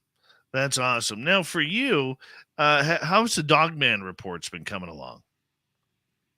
Now, we've been busy we were busy in Pennsylvania this year. We had about 5 or 6 different sightings. We're getting ready to go into an investigation, more boots on the ground this spring out there at French Creek and the areas around there. Of course, that's an area where Butch used to do the investigating at. And I've said this before, it's interesting how this area where Butch swore there was activity did start picking up until he passes away, and now we had other witnesses. So, we're still looking into that. And but Eastern Pennsylvania's been pretty active. This phenomenon is picking up, and we're getting in different places as well. So, and it's just not here; it's other places also. People are seeing these canine cryptids, not knowing really exactly what they are. I mean, we get quadrupeds, we get bipeds. I mean, it doesn't really matter. There's a lot of different ones, but there's something out there. I truly believe that. I don't believe people are. I mean, it's people's imagination. I think they're actually experiencing something. Oh, that's amazing. Now, the bipedal canines that Butch Witkowski was looking for, this is something that is allegedly bigger than a dog man, bigger, by a couple of feet, wider, seems stronger, walk more on hawk legs. I mean, are you seeing him? Are you seeing these creatures in that same lichen loop area? Yeah, they're big. That whole area and beyond that, even it's spread out beyond that now. But what people are reporting are big creatures. I mean, upwards of 10 foot in height, bipedal, very scary looking. Kind of like the werewolves out of the Underworld movies, something to that effect. Even Butch acknowledged that some of the sightings are pretty unbelievable. But that's what people are seeing, and that's what they're describing. And I don't necessarily think I want to come face to face with one of those things, but these sightings are they're kind of spreading throughout the state. So but that's what we've been getting, and of course these newer sightings tend to gravitate to that type of being. So especially that one in French Creek. I mean, this was a huge creature. So it had some characteristics that were a little bit different than what others had mentioned. But there's a lot of and another thing, we're getting a lot of these hyena-like aspects of these creatures, color-wise, description-wise, and such. We're getting more and more of that, and it's just not happening here. It's happening in other places as well. I do want to ask you, are you getting reports of a lot of creatures that we do know of that exist? Like you just mentioned, these hyena-like creatures or tigers or lions running around the forest, because Big Tex out of Texas, of course, he was looking at one area in Oklahoma where a certain celebrity tiger guy had allegedly let loose 17 tigers into the forest. Jesus. And, I'm wondering if you were starting to get maybe some reports of real creatures like tigers, lions, and so forth, big cats, being let go in North America.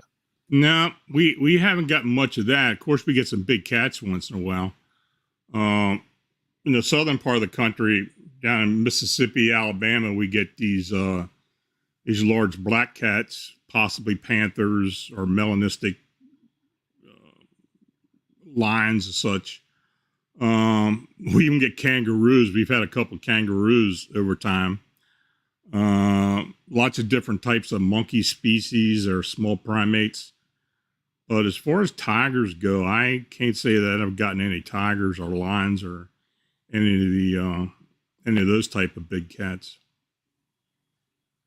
Tony in the UK would like to know, Lon, what's your opinion about the FBI looking into Sasquatch? What do you know? And do you think they will ever be given the recognition by authorities? Well, if you look at my sighting, for instance, they were involved with that. And that was back in 81. And of course, I have heard in the past where they have been very interested in the phenomena. Now, why that is, I have no idea. Is it part of a breeding thing? Is it part of just a experimental type of thing? I don't know. I mean, I do know they have interest.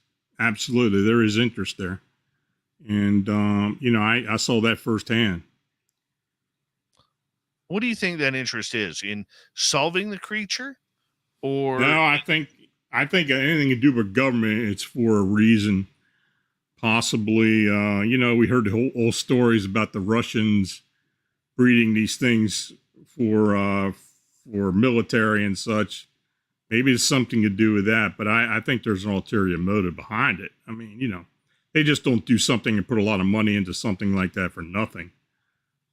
There's a reason behind it, but what it is, I don't know. Now, my sighting was over 40 years ago.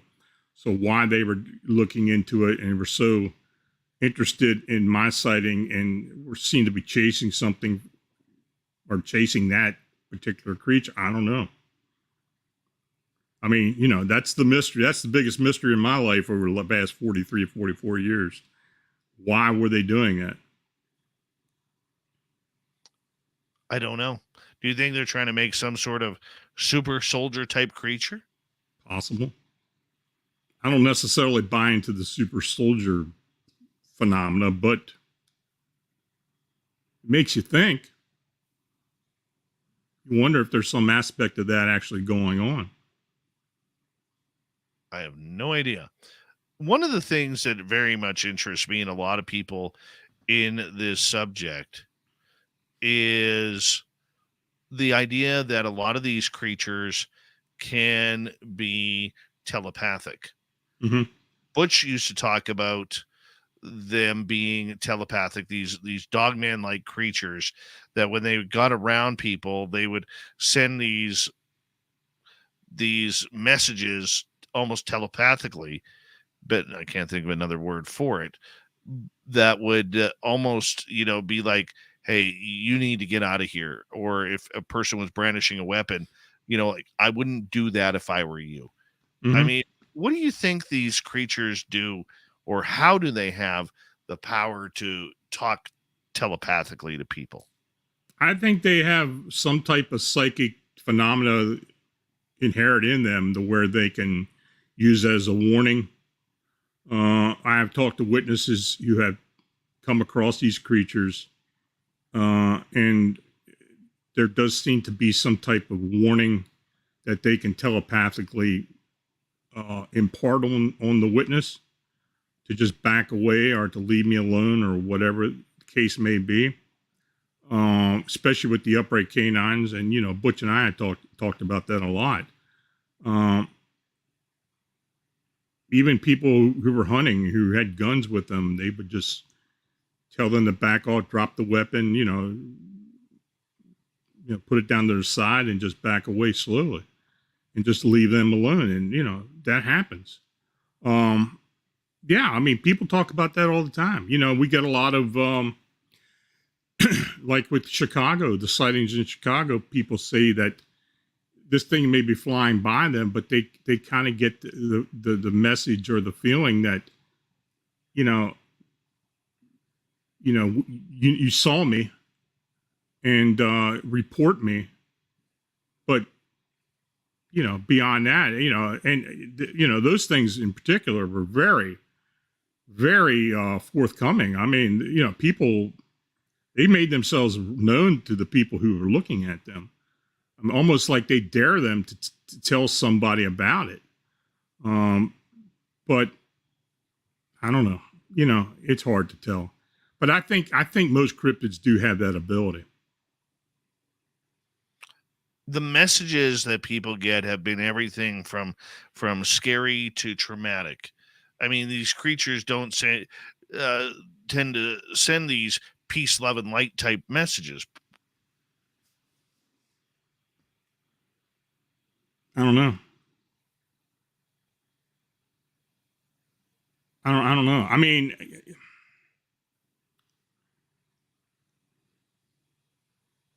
I don't know, Dave. I don't know how to answer that. I don't know either. I just want to know. You can't blame me for asking, man. Oh, no. I mean, no.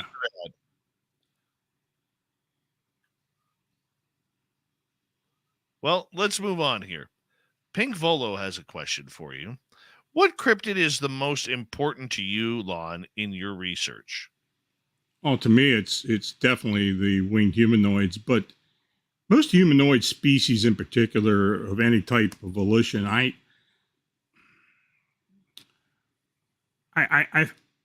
these cryptids that have that humanoid aspect to them, that have a lot of human characteristics too, they interest me, because it makes me wonder, well, why are they, are they alien? Are they related to us somehow? Can they be tied to us? I think those are the most important in research.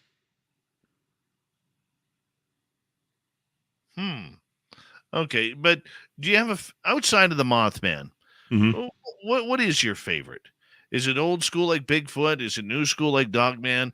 Is it something a little bit different, maybe like a Puckwudgie or the Gugways or the Tyrannosauruses that are running around in Texas? I don't know. I don't have a particular one. I mean, I guess it depends on when I get it and what I look into. I used to be really, really keen on Bigfoot after I had the encounter. Then, as time went on and waned on, that, other things were coming up, and then you become more and more interested in such. I can't really say that there's one other than just the humanoids that kind of interest me or more than anything else. Cool, sure, I'll investigate them. I'll write about them. But, I like those. I tell you, I do like those reports that are really out there. In other words, it's a phenomenon that has no previous basis, just like these Glimmer Man. I mean, what's the deal with that? Are they some type of, are they cloaked, or is it something that they can make themselves disappear? What are they? I mean, are they actually alien? Are they something else? Are they a Bigfoot or another cryptid that's able to mask themselves, to cloak themselves somehow? That type of thing. It's something that's, beyond explanation, but, that's what we try to do. We try to come up with a reason behind it. Yeah, I can totally see that. I can totally see that. What about, I just mentioned it just a moment ago about, in jest, about the Tyrannosauruses running around. There's a lot of people who believe they are seeing miniature dinosaurs. Oh, yeah. We've had a lot of sightings over the years. What do you think about this? Are people actually seeing dinosaurs? Well, I tell you, there's a particular area, South Texas, from the Rio Grande up towards San Antonio, that whole area in there. And there's a particular town by the name of Hebbinsville, Texas, where there have been multiple sightings of these small Tyrannosaurus Rex-like creatures running around. I don't know. You know, I've had several witnesses come forward to me about it. I have talked to Ken Gerhardt about it. He's from San Antonio. He has had the reports. There's something going on down there. They're just not road runners running around. These are miniature Tyrannosaurus Rex looking creatures. And I don't know. And somebody put collared lizards. I don't think they're collared lizards either. These are different.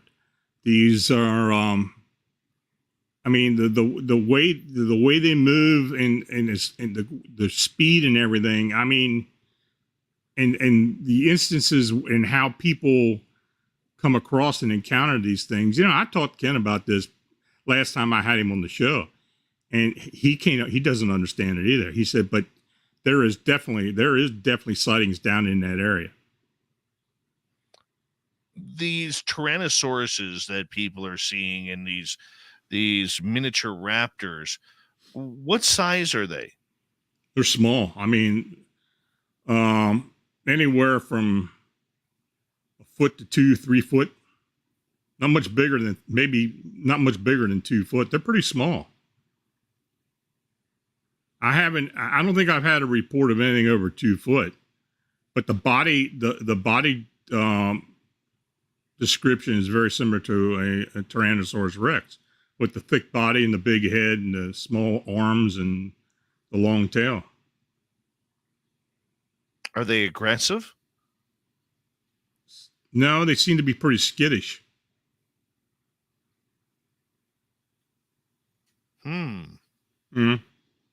So, I mean, we think of Tyrannosauruses or any type of dinosaur like the Velociraptors as being very, how can we put it, aggressive in nature. Mm-hmm. And yet this kind of goes against the grain of what we're thinking here. Yeah, I mean, these may be entirely different. I mean, I'm not saying they're not misidentifications. That may very well be. But for some of the sightings that we have had reported to us over the years, you know, I kind of think people are seeing something that's just not explained. Now, are they relics of some type? I don't know. Are they thought forms? Here we go again. Are they something that's being mind manifested? I don't know. That I don't know. My friend, 90 seconds left with you tonight. And once again, it is so good to have you back on Spaced Out Radio. And I know you've been battling some health problems, but each and every day we hope and pray that you continue to get a little bit stronger. And by the end of next month, that you'll be back here styling and profiling like the cryptid Ric Flair that you are, my friend. Yeah, I promise you I'll be better next time. I'm kind of winging it tonight, but yeah, it'll get better. I'm quite sure. And I appreciate the thoughts and the expressions I've received from everybody during this. It was tough, but you know, we'll get through it. Now, do us a favor quickly. Tell everybody where they can find you. Well, you can go to phantomsandmonsters.com. That's the blog site, Phantoms and Monsters. You got a report, you can contact me at Lon Strickler at phantomsandmonsters.com. And the YouTube channel is Phantoms and Monsters Radio. Just search it, it'll come up. And we're all over social media. And, you know, the research team is the Phantoms and Monsters Fortean research team. We've got boots on the ground all over the country and some in Canada. And we kind of look into every little thing that, you know, sparks our interest. But, you know, we're just not focused on Mothman. We're focused on a lot of different things, even UFOs. So, absolutely. Lon Strickler, we love you around here from Strange Days and from phantomsandmonsters.com. Coming up next, we're going to head to the swamp. Then right after that, little Timmy Senor is going to be here with the UFO report. We got a jam-packed hour number 3 coming up next, right around the corner. Stay tuned.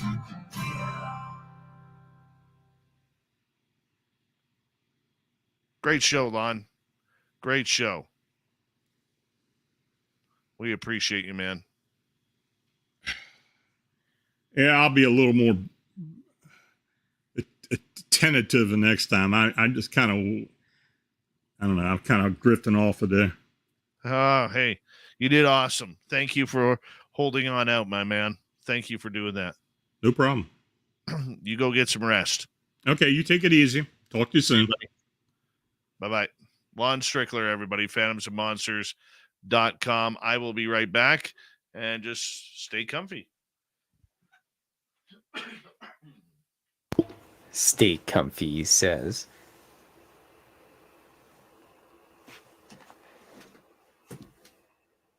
Ow. All right. Make sure you go to filthy.com. That's FYLTHY.com. Buy my book, buy a calendar, buy one for your mom, because your mom definitely needs a book about cartoons and aliens. And if she doesn't, then she can line the birdcage with it. I've also received permission to share the weird Sasquatch story from Star, Alberta.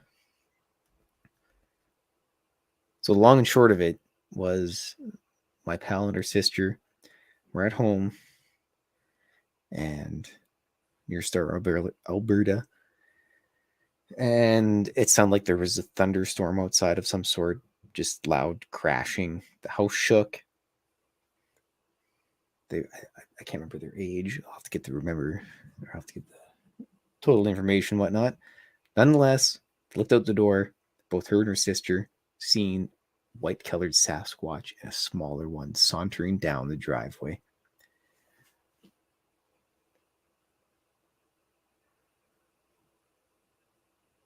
Mr. Galloway, I believe it's $45 American, which is like 10,000 Canadian. But it comes in a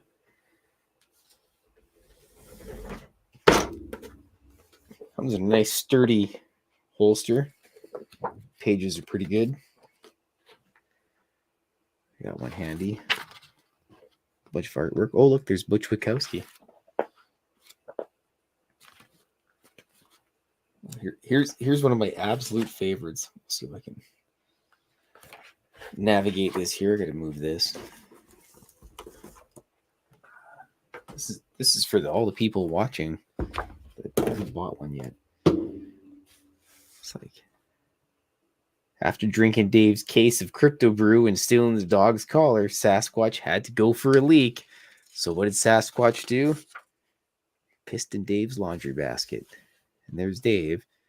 He's like, unbelievable. I can't believe the dogs drank my beer. And the cat peed in the laundry hamper. Little does Dave know, it was Sasquatch that peed in his laundry hamper. He's got aliens, and he's got UFOs, and all this weird stuff, and ghosts, and everything, but he doesn't think that Sasquatch snuck into his house and whizzed in his laundry hamper. Not really a betting guy, but I would bet on that one. So that's the story of that cartoon. You'll have to buy the book to read the rest of it.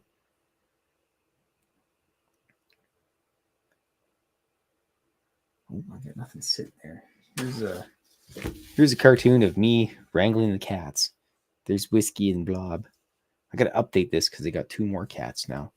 The Gargoyle and the Gremlin. Yeah, go to filthy.com. Buy my book. Go to Spaced Out Radio. Sign up for Vegas. Go there. You get free cartoons. And yeah. Unfortunately, they won't let me take Blob across the border. Just got a criminal record. So, can't bring Blob to Vegas. Sorry, everybody.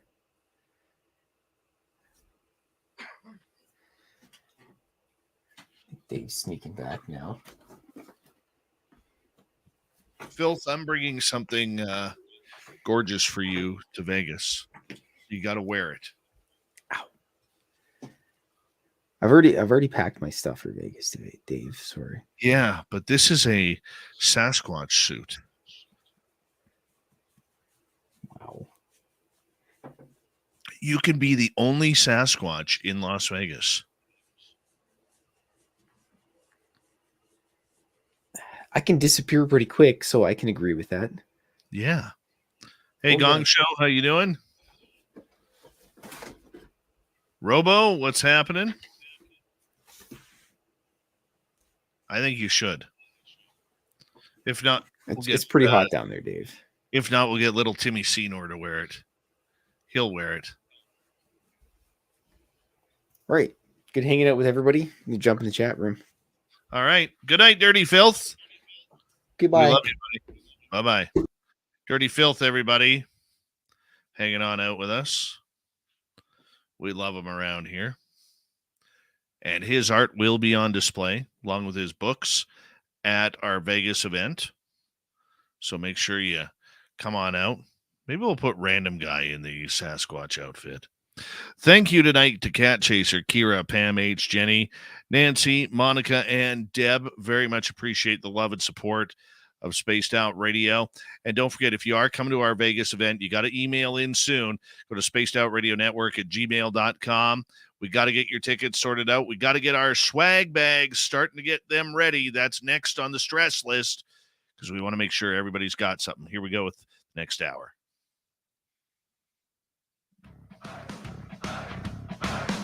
Would you like to connect with us? Head to spacedoutradio.com for all your latest show info.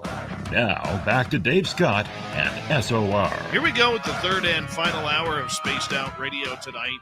Good to have you with us. My name is Dave Scott. Very much appreciate earning your listening ears wherever you are on this beautiful planet we call Earth.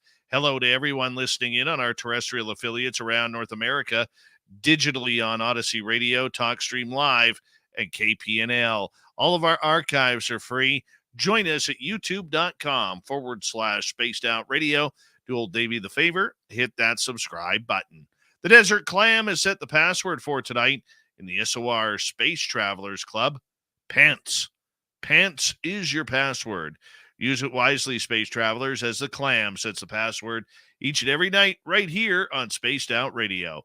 Our website is spacedoutradio.com. We have a plethora of features for you. Rock out to Bumblefoot, read the news wire, check out our swag as well. Follow us on Twitter at Spaced Out Radio, Instagram at Spaced Out Radio Show, and on TikTok at Spaced Out Radio. It is time once again for us to head to the swamp. Our resident swamp dweller takes us on another spooky journey.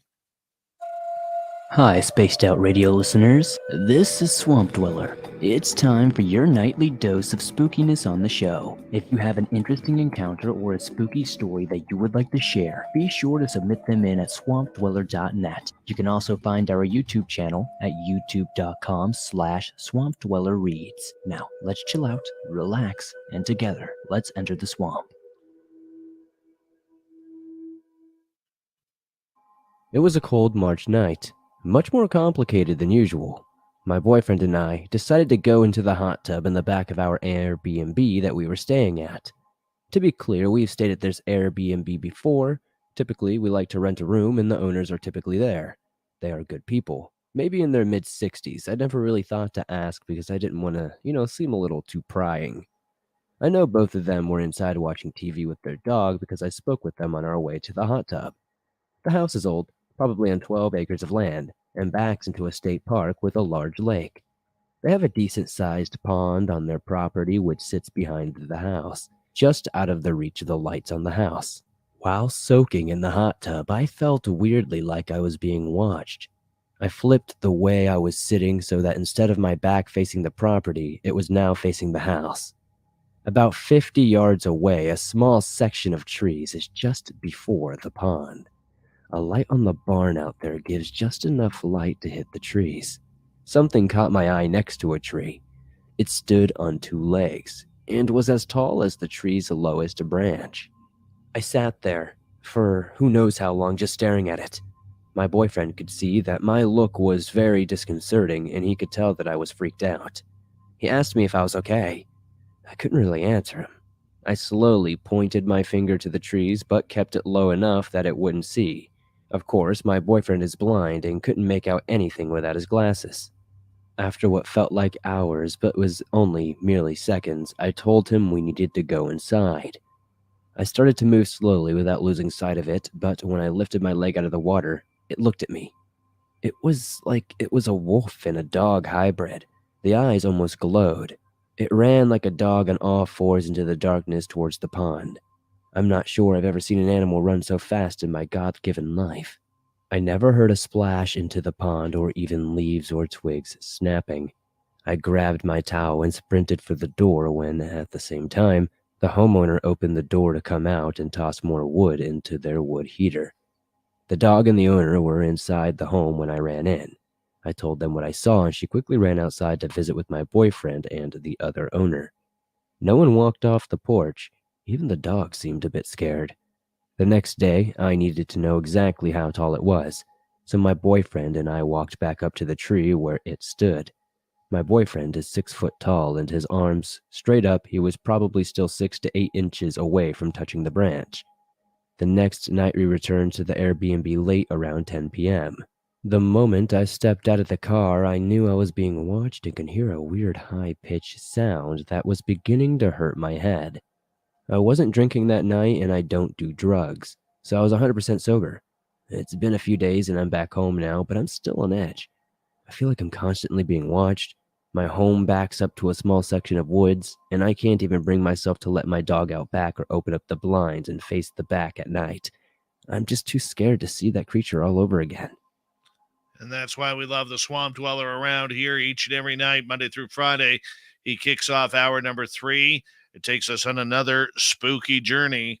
And if you love those stories and you want more, all you got to do is go to his YouTube channel, youtube.com/Swamp Dweller Reads, and you can listen to as many as you want for free right there. Just hit that subscribe button. We'd appreciate it.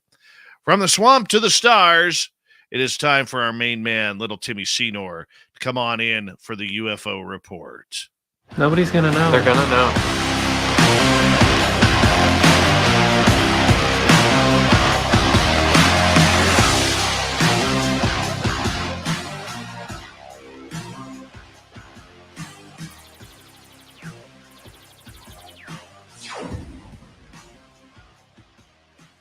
Now, Tim, it's always a good time to have you here because the UFO news just never seems to end around there, from new grants being given in the millions of dollars to, the technology to people having sightings. It's always a good time, eh? It sure is. It's good to see you, buddy. And yeah, there's always something going on. The minute you think you have a day off from reading the news, you get hit with something exciting. So why don't you kick us off with this story that you managed to find on Twitter? And I would love to hear more because this is a real head scratcher, if you want to ask me. Well, apparently, Avi Loeb of the Galileo Project has been given a grant, another grant. And this time, it's from what I'm hearing, it's around $1.5 million to go searching for alien craft that may have been in our solar system. Now, I only saw the one tweet on it today, but the fact that Loeb continues to use his clout as an astrophysicist at Harvard University is very, very understandable, because people of that ilk get to make sure that they talk to people who have the ability and maybe the interest in order to find out what's going on. And if they want something studied, they can put their money where their mouth is as a donation to try and make things work. What's your thoughts on millionaires giving more money towards this type of phenomena? I think it's absolutely great when there's benevolent supporters out there that come across a project that they believe in and that they're willing to dive some support into financially. I think that's a great way to get things done. Now, I know this comes kind of on the tail end of Avi Loeb having to defend himself recently with the news of Oumuamua potentially being explainable as quote unquote an iceberg that was releasing hydrogen atoms that could potentially uh, off gas from the iceberg and show some of the data that it increased out of our solar system. Some of the things that may have tuned him into Oumuamua as potentially being something not only interplanetary, but being alien, craft of some kind that has its own propulsion. Now, recently, that was potentially not debunked so much as some other papers were written showing the other side of the coin, where perhaps this was a massive piece of ice that was off gassing hydrogen atoms, which could account for an increase in speed and things like that.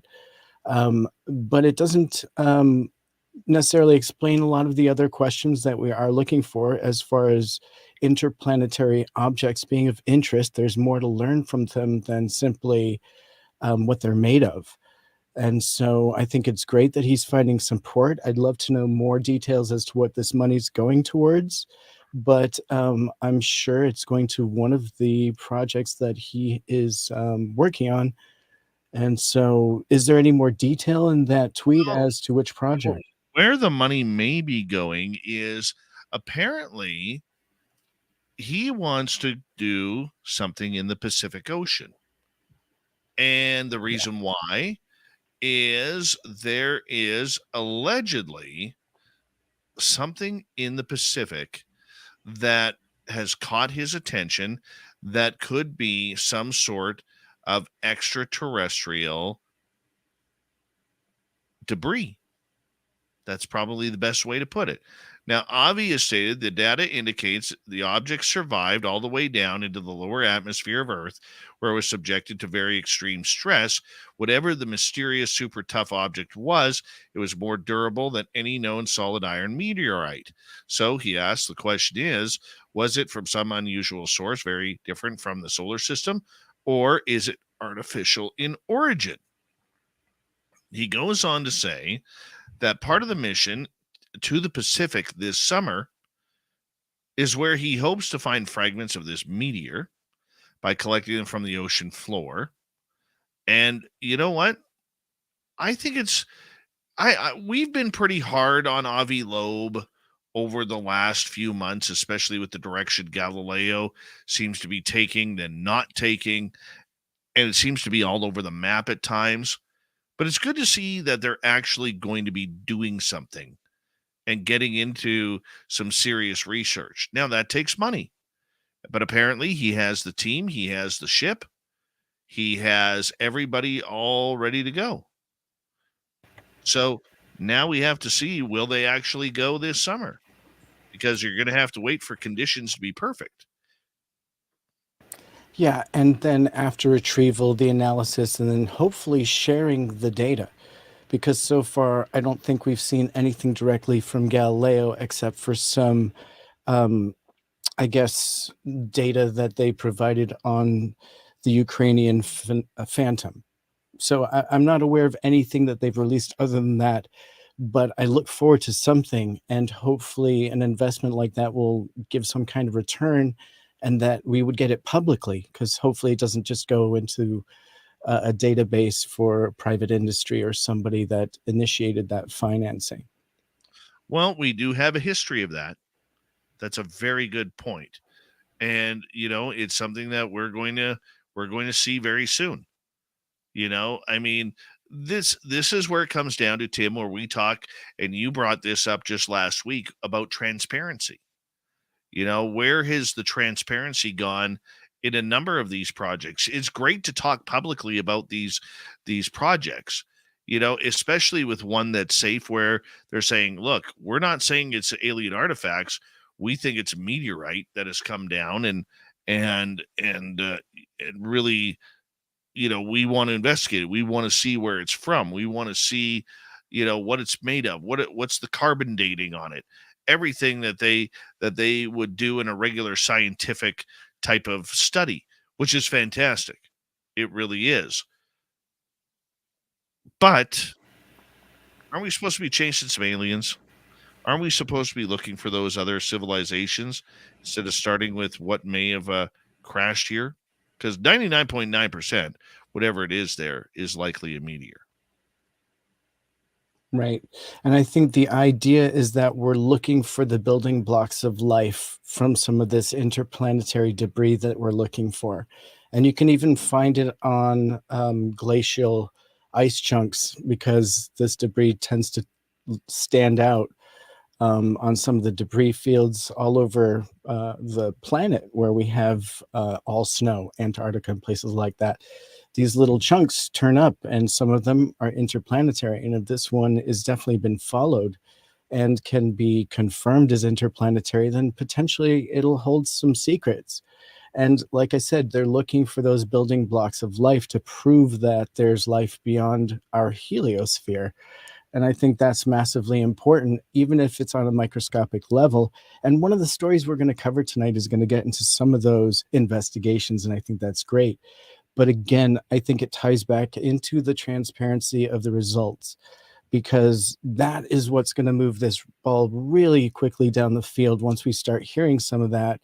And not that it's just another rock, because as we know, we've had plenty of examples of just mundane rocks that are coming and falling on Earth that haven't provided anything too alien yet, you know. And so we're looking for that missing piece. Let's move on here, because I want to spend some time on this next topic. Okay. And I think our audience deserves to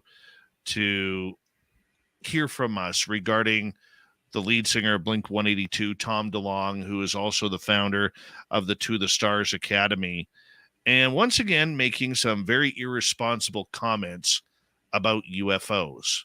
Bring it on. Yeah, and so former Blink-182 star Tom DeLonge stated that anyone who suggests UFOs have a benevolent nature is either lying or not equated with the facts. And so for a story I'm covering here from The Pulse, it is former Blink-182 star Tom DeLonge that recently made some pretty irresponsible comments about the UFO phenomenon. And in a recent tweet on March 23rd, he'd stated the following: that Greer has gotten a lot of people into the subject, and anyone saying that UFOs are peaceful and have our best interest in mind are choosing to lie or disregard the facts. Do not trust anyone that spreads these views. Read God's Man and War from Peter Levenda. The gods are not kind. And so Stephen Greer is a longtime UFO researcher who brought out hundreds of verified military personnel of all ranks from all around the world to testify about their experiences with UFOs while serving in the military. And he has long been touted the idea that UFOs are extraterrestrial in origin and that they are peaceful and do not represent any type of threat. And so a few years ago, DeLonge got tapped by several people in the intelligence community, one being Jim Semivan. And so Semivan had a long career in the Central Intelligence Agency and still works for them. Luis Elizondo, a former U.S. Army and counterintelligence special agent and former employee of the Office of Undersecretary of Defense for Intelligence, was also involved. And another was Christopher Mellon, the former Deputy Assistant Secretary of Defense for Intelligence in the Clinton and George W. Bush administrations. And so he formerly served as the staff director of the United States Senate Select Committee on the Intelligence and is a member of the influential Mellon family. So together they created the To the Stars Academy and began bringing the reality of the UFO phenomenon into the mainstream. Why did they choose DeLonge? Probably because he already had a heavy interest in the subject and was someone popular who came with millions of viewers. But now To the Stars playing that critical role is conveying the public that UFOs were real and legitimizing the topic within the mainstream. They were responsible for the leaking of multiple U.S. Navy videos of UFO encounters that made the headlines in the New York Times in 2017. It was and still is a very influential organization and they were able to coordinate such a vast Main Street type of disclosure while UFO researchers and whistleblowers in the past have been completely ignored. But now this is raising concerns among the UFO community as the intentions of the two stars and whether or not they are a government or establishment mouthpiece attempting to control the narrative around the subject. And so it's important to ask and have these people presenting a holistic and accurate view of the phenomenon. It seems, not to me, but this is the voice of the writer here, it seems to me, at least, throughout the years, there has always been an irresponsible threat narrative that has been attached to the UFOs via To the Stars. And this is further emphasized by Tom's recent tweet. Well, you know what? I got a lot to say about this. Please. A lot. And I'm going to start off by saying that Tom's latest tweet, I actually responded to that. Okay, because Tom learned a lot of what he knows about UFOs through a fearmonger author named Peter Levenda. Okay, who says all aliens are bad. We need to protect our Earth. We need to try and get them away from our planet. We should not be communicating with them. But here's the interesting stat that, the UFO community really, really doesn't seem to pay attention to. There is a group out there called the Free Experiencers. Tim, I'm not sure if you've heard of them or not. No. Okay, this was a group that was originally set up by the sixth man to walk on the moon, Dr. Edgar Mitchell, because he was very, very interested in people who have had extraterrestrial contact and abduction experiences. Well, they did a number of tests a few years ago where their statistics in testing over 4,400 people who volunteered, including myself, to take the test, 84% of the 4,400 were happy with their contact. Less than 16% were absolutely terrified and never wanted it to happen again. And the rest were, if it happens, it happens. If it doesn't, it doesn't. I could take it or leave it. Okay? The point that I'm getting at is this. Right before the launch of the To the Stars Academy, Mr. DeLong, who is a fearmonger of extraterrestrials and has been promoting that, tried to buy the statistics of free from a gentleman who took over from the late Edgar Mitchell, Renario Hernandez, a longtime ufologist. If you are spreading a message that aliens are bad, why are you trying to buy the statistics of a group that says 84% of our members state that their contact was great and they would want it to happen again? Great point. Okay. And I asked Tom that on Twitter. I said, Tom, you talk about the fear mongering of extraterrestrials. Why did you try to buy the Free Experiencers numbers? Of course he doesn't respond because Tom never responds. Okay. Who knows if he even reads it? I mean, this is a guy who hired his own sister to do PR for the To the Stars Academy and then didn't allow anybody to interview them unless you showed public support for the To the Stars Academy.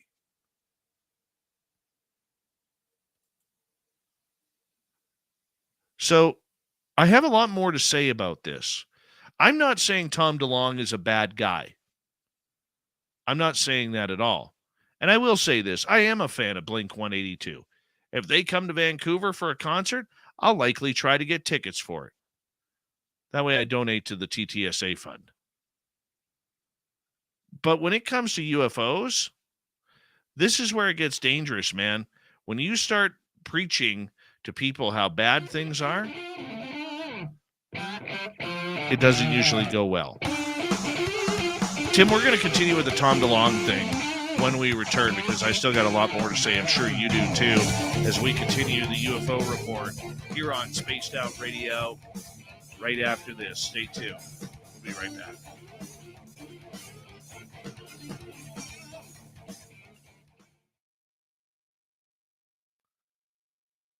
Hi, Kim Jellin. Yeah, that free experiencers report thing always seems to go blind on people with their blind TTSA faith. I'll have to look that up. Yeah. Renario Hernandez actually put out a statement about 5 years ago about it. 5-6 years ago.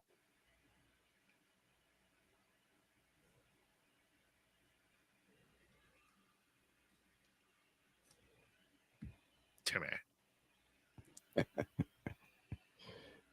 It's been a heck of a night. It's been a heck of a night. Oh, yeah. Yeah. I got so much to say, and I'm just biting my tongue right now, waiting for the break to get over. I haven't had a good Tom DeLonge rant in a long time. And you know what? In my personal world, I have a UFO video that is being reviewed that I shot. And if it's legit or, whatever, I'll give you an update. Cat Chaser, I haven't seen any Northern Lights tonight. I don't think they're appearing tonight. They haven't appeared for a couple of nights. Last week, they were beautiful. All the way down the middle of the United States. Mm-hmm. Wow. Mm-hmm. Weird, wild stuff. Consider 00. Welcome to SOR chat. 7-Eleven is an inside job. Yes, it is.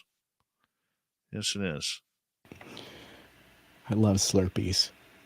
Oh, me too. What's your favorite flavor? Oh, I usually go red, blue, red, blue. Me too. Cream soda is, I don't care what anybody says. Cream soda is the best Slurpee ever. Okay? Nothing beats cream soda. And whatever the blue is, because they have about 2 or 3 different blue ones, doesn't matter. The blue goes good.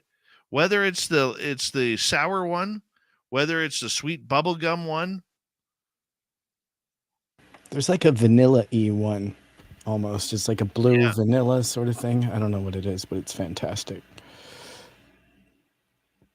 Yeah, I'll tell you, though. The worst cream soda or the worst Slurpee is Coca-Cola or Pepsi. Horrible. Yeah. Horrible. Yeah. Hey, Yumi dog, you don't know what you're talking about. Cream soda, unsubscribe. Ouch. I'm pretty sure they use the colas when they run out.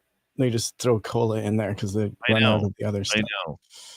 It's like a vending machine, like you go to your local oil, lube, and filter. They got the vending machine, and everything that's good is already gone, and you're left with like dry corn nuts and all the the plain bags of old Dutch chips.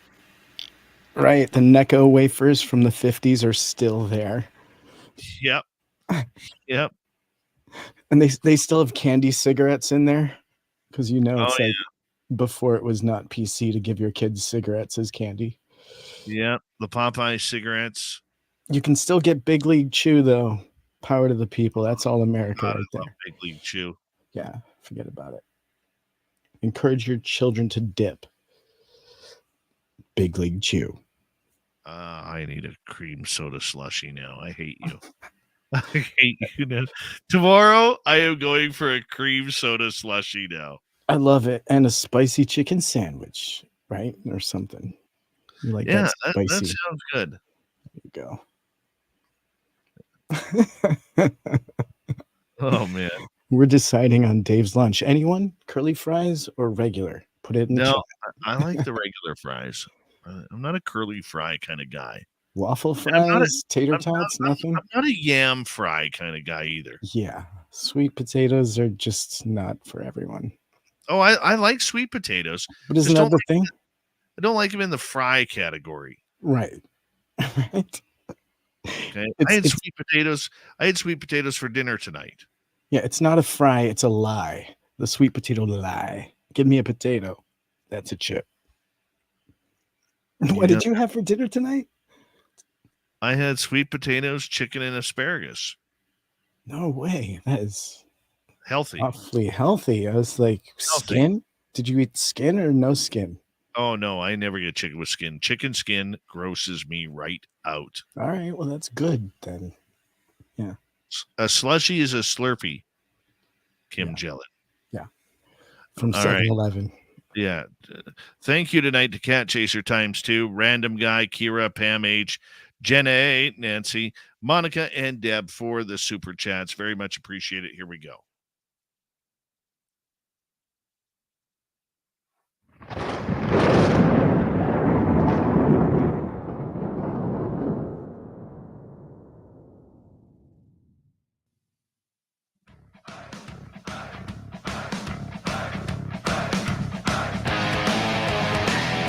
Round and third, we're heading for home tonight on Spaced Out Radio. Thank you so much for joining us. My name is Dave Scott. Very much appreciate earning your listening ears.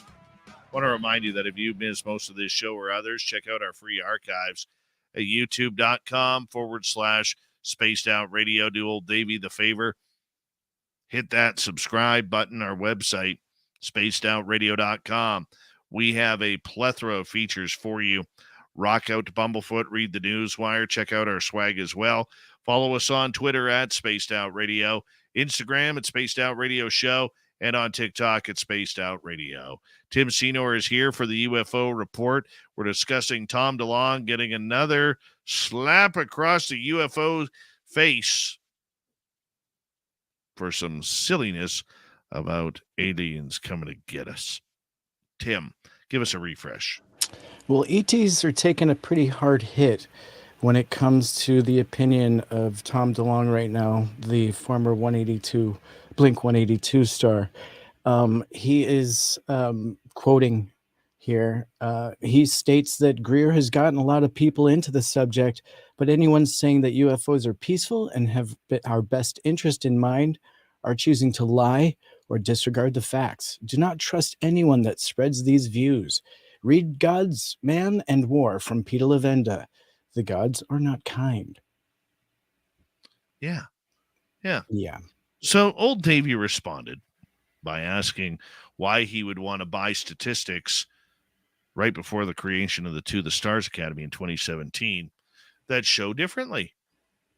And of course, no response, because in typical Tom DeLonge fashion, he doesn't like hard questions, which he, I'm just going to say it. Tom has been his own worst enemy in this UFO field. He's a smart man. He's a businessman. Let's face it, okay? I mean, you don't make $50 million if you're not doing something right. $50-60 million during your career if you're not doing something right. And he has a talent for music, and that's great. And it's great that he was able to introduce a lot of Blink 182 listeners and Angels and Airwaves, his secondary band's listeners, to the UFO subject. But when you're playing with minds like that, much like what we do in this show, but a much smaller scale, you have to be able to tell both sides of the story. You have to be able to keep your bias away and make sure that you try and call it down the middle so people, whether they are understanding of the topic and educated in the topic, or whether they're brand new to it, that they can understand. Pushing fear-mongering isn't good. It isn't good. And, right after the big leave of Steve Justice, Chris Mellon, and Lou Elizondo from the TTSA back in 2020, I wrote a blog that stated, it's called 14 Reasons Why I Never Supported the Stars Academy. And one of those points was you have to know when to rock star and know when not to rock star. And too many times, Tom couldn't separate the two. And when you go on Joe Rogan and you're putting up fake UFO videos that are embarrassing your team, and then you talk about thinking it's funny in this serious UFO conversation about whipping certain body parts out of your pants and flashing the crowd. That's not the way to get the message across. Okay? We're not 16 years old anymore where we think that's funny. You want to talk serious about this, you want people to be serious about this UFO topic, you have to know when not to rock star. And that was a big fall for Tom, because what it did was it pushed Luis Elizondo, who wanted to be in the background, right into the forefront, because now they needed a face to save the TTSA publicly, because they knew they couldn't trust DeLong. And he got many, many warnings. And for people who actually believe that Tom DeLong actually started the To the Stars Academy, we have a bridge in the middle of a desert. Every source that I have talked to at heart about this subject privately has come on and stated that DeLong was a useful, and I mean this with all due respect, because I've never met the guy, okay, and I do have respect for him, but I'm going to use the term a useful idiot, okay, because he wanted to know, they let him put a foot in the door, okay, but Tim, they just don't let anybody in the door to all the secrets. Yeah. They don't. Yeah, no, you're absolutely 100% right there. And obviously, our station is going to be getting calls tonight from Blink 182 and Tom DeLong fans. But you've got to kind of wonder why he's reacting this way and tweeting this kind of bold statement. Perhaps you think maybe he's been read in on things that made him feel that way. I'm sure he didn't rely on just Peter Levenda as a source. He was probably brought in on some information that gave him this reaction. Do you have any thoughts as to why he may want that to be I think his feelings? Well, he's worked very closely with Peter Levenda, even on his own UFO books. Okay, The Secret Machines. But the funny part about it is, one of his close allies who still remains in the To the Stars Academy, Jim Semivan. And if you're listening, Jim, hello, how are you? Okay. Jim Semivan did not have a negative encounter when him and his wife were taken out of their bedroom by little gray dudes. He never said it was negative. He said he didn't know really what happened, but he had some recall on it. Did it scare him? Of course. It scares everybody. Right? It does. But you have to be careful when you're getting the subject out there. Okay? And to go after Stephen Greer, whom, by the way, I am not a fan of.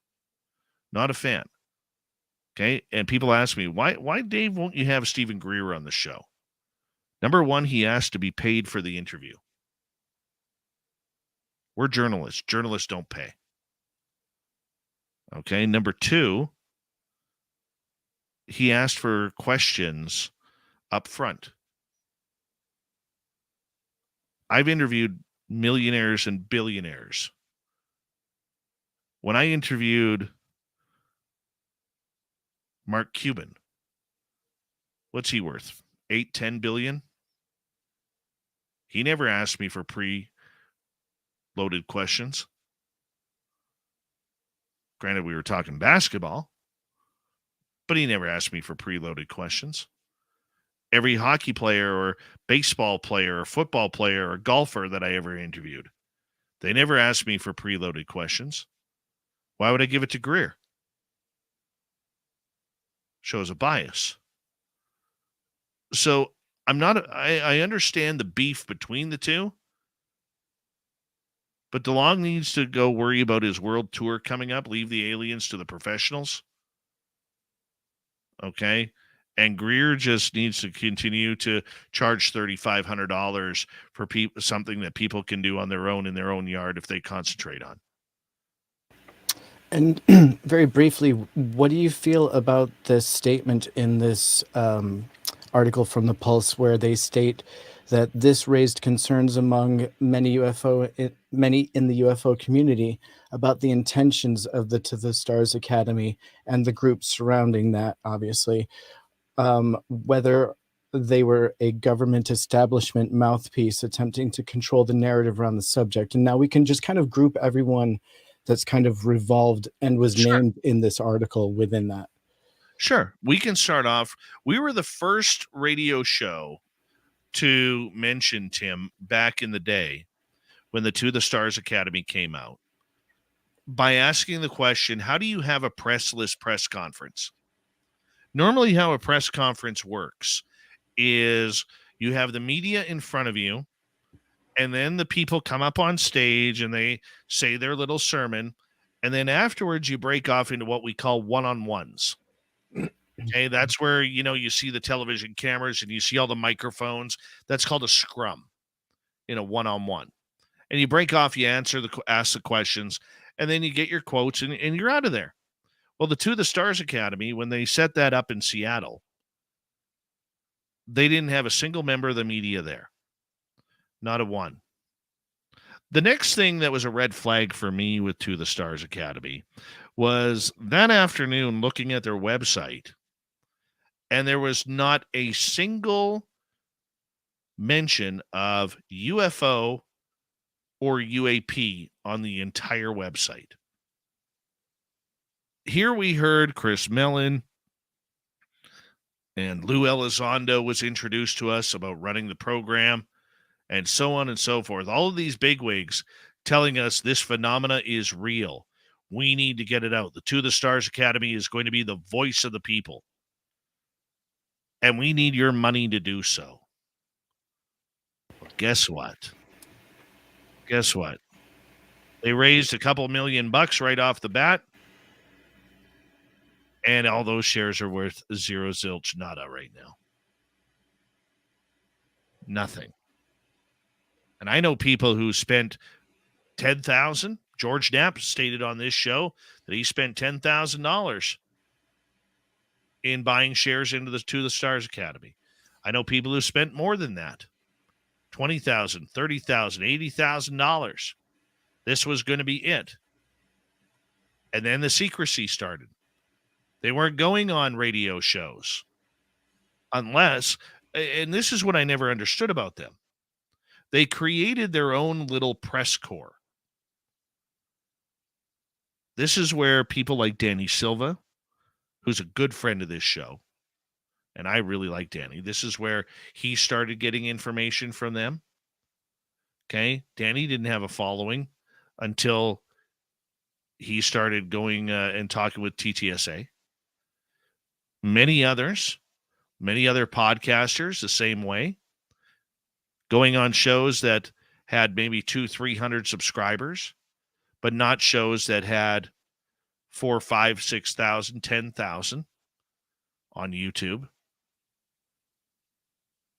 Didn't make sense. They created their own little press corps of diehard followers. And you know what? I mean, that's how it started for them. People like us, people like John Greenwald from the Black Vault, people like many other podcasters out there or YouTubers didn't get an opportunity because they had questions. They weren't waving the TTSA flag. Therefore, you didn't get an interview. I learned all this after I interviewed Elizondo for the first time, after he left. I told him, I said, we put in 15 different requests for media to the To the Stars Academy, half of which were not responded to. The other half, almost all the other half, we were told, no, not at this time. We're not doing interviews. In the meantime, you see them on every other fringe show. Oh, yeah. They were screwing with the UFO media. Anybody who had a tough question. And then when they signed the Army CRADA, which is a contract with the United States Army, that's where all the secrets began. Right? But yet somehow in 2017, before the start of the To the Stars Academy, Tom DeLonge was named UFO Researcher of the Year at the International UFO Congress, which happens to be run by the same guy who's running Enigma Labs, or part of the Enigma Labs team. There we go. That brought me to my next kind of point, was that a lot of the same things that we saw with the start of To the Stars Academy is how we're seeing Enigma kind of starting off with all the secrecy and, I mean, let's just say not transparent with the real workings of the organization. I think that is always a red flag, especially with this topic, you know. So please continue. I just thought it was good to point that out. Well, I think what it's done is if I look at the big picture overall now, you know, from a UFO standpoint, I think what we're seeing is the To the Stars Academy created a lot of hostility within the UFO community, because I will say I talked to a source. I'm not going to say who. Okay. But this person who was involved with the TTSA said the biggest mistake the To the Stars Academy made was we bit the hand that feeds us. We could have had the entire ufology behind us, which would have been a great push, but we chose to go against them for whatever reason they chose. They felt they didn't want to be connected to the UFO world, whether that's researchers like Grant Cameron or Richard Dolan or Linda Moulton Howe or whoever, whether it's radio shows like ours or Jimmy Church or Coast to Coast AM or whomever. Too much stigma attached. They didn't want to be a part of it. And that was their biggest flaw, because when you go and do something within a fringe community like the UFO community or the phenomena community, you have an opportunity to take some big strides. And those are big voices, you know, from people who are sitting at the Starbucks, you know, or people who are sitting at a bar in Vegas. Okay. They're going to be talking UFOs, and you could have had that opportunity, except they didn't want it. And that was one of their biggest flaws. And that's from an insider point of view. And DeLonge just seems to still be on this kick that the To the Stars Academy, which hasn't really done anything in the last 3.5, 4 years, he tends to think that there's still a player in the game and that he's still a player in the game. No, what you did, Tom, was you divided a community for no reason. And you got your sycophants to jump on board with you. And anytime somebody questioned you, not insulted you, questioned you, they went at them like rabid dogs. Right. And it's pretty easy to sling this one at them. But if you want to compare this, since he is a rock and roller, compare what happened in like any one of your band names' favorite, like what's the album that brought all the fans on? Most diehards hate that album, right? Because it brought all these wannabes on. And it's kind of like TTSA was that album that brought all of the wannabe UFO people on, and they brought a lot of baggage with them. You know what I mean? And it's kind of like, and I hate bagging on it, but it's like the Twitter crowd that kind of like hates on itself. It eats its own tail. It eats its own witnesses. If you bring out a photograph, Lord forbid you hashtag it UFO Twitter, because it's going to get shredded. Even if it's 100% a photograph of an alien high-fiving the president, they wouldn't believe it, right? So it's just one of those things that's really hard, and the times really show it, right? You know, we are very much subjected to the internet, and that is the world right there. And it can be a pretty harsh mistress when it comes to this topic. As you can see, most people are out to discredit anything of value, it seems. Yeah. So in one way, I respect Tom DeLonge for still talking about the subject, because we do need people talking about the subject. Right. Okay. I may not agree with with his way of discussing it, Tim, and many others may not either. There's going to be some who feel that he is bang on 100%. But we don't need the drama anymore. There's too much drama going on. Everybody's trying to pick a fight with somebody. What we need is a good old-fashioned Canadian brawl, okay? On the ice, just everybody in ufology, just get on the ice, drop the gloves, and just go at it. It does seem, though, that the fear and threat story and narrative came from and developed from that corner, from that team. And it's really developed the UAP phenomenon, right? It's not so much about UFO, and that's your point. They never mentioned UFO on the website. It's really not a topic. And when they do speak on it, it's in negative terms. And they're using some pretty antiquated information to base their values on. So I think absolutely what you're saying is valid. We need to absolutely cover that side. It's important. But at the same rate, you got to balance it out with that there's still no evidence, right, of them being benevolent, malevolent, or other. Right, we don't have any evidence. So even to say a statement like this is just throwing in fear. We do have the evidence because he tried to buy it. Good point. 84% of people said that it was a benevolent experience. Is that correct, according to that data? That's massive. So great point. Thank you for reminding me. No offense. I didn't want to throw that one in your face. No, that was great. That was well timed. Look, Tom DeLonge may be an incredible rock star, but he's definitely failing as a ufologist. Okay. It's yet to be seen. Yeah. And my suggestion to our listeners is, remember, there's a time to rock star and there's a time not to rock star. And when you're in the UFO world, it's not a time to rock star. It's just not. My opinion. Tim, big thank you for coming on the UFO Report. And we really do appreciate it. We'll see if Random Guy is going to come on for a little overtime on our YouTube channel. I'm not sure yet, but I think he is. And a big thank you to everyone listening tonight. We very much appreciate it. Big thank you to Swamp Dweller for another great story. And of course, our guest tonight, coming back from cancer, Lon Strickler from phantomsandmonsters.com, making it an epic Strange Days. I love it when people beat cancer. It's just so rewarding, isn't it? We got Mr. Ron Bumblefoot Thal rocking in the background with Little Brother is Watching. Bumblefoot is the official music of Spaced Out Radio, rocking us in and out of every single show.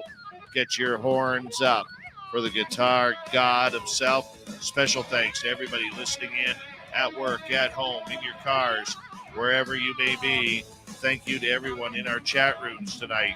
YouTube, Twitch, LGAP, Facebook, Spreaker, the Space Travelers Club, LinkedIn, and on Twitter at hashtag Spaced Out Radio.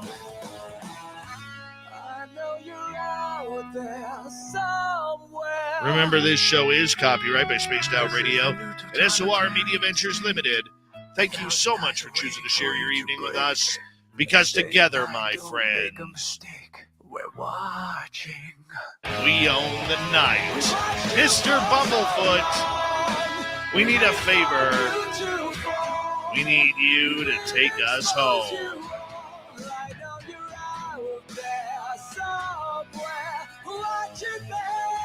Yes, the Woo train has docked for the night. But soon, my friends, we shall ride again. Your seats are always available.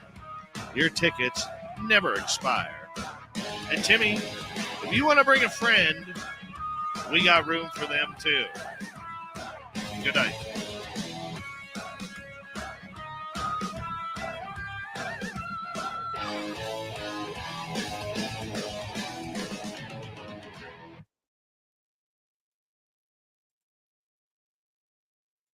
Woohoo! Good show. I can't send you a notification here because your Twitter's down again. Boo. Jerk. Yeah, jerk, Random Guy. See if he's brought it back up.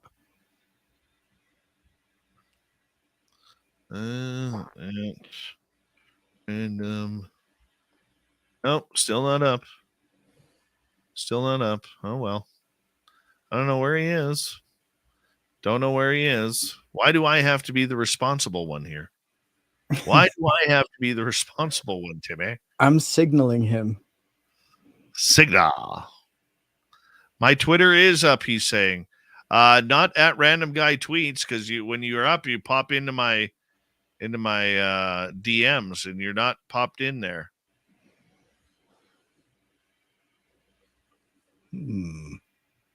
Very suspicious.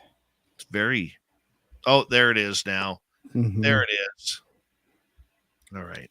Like Big Brother can't just jump on any live stream at any time. Right. Right. What you talking about, random guy? I like that.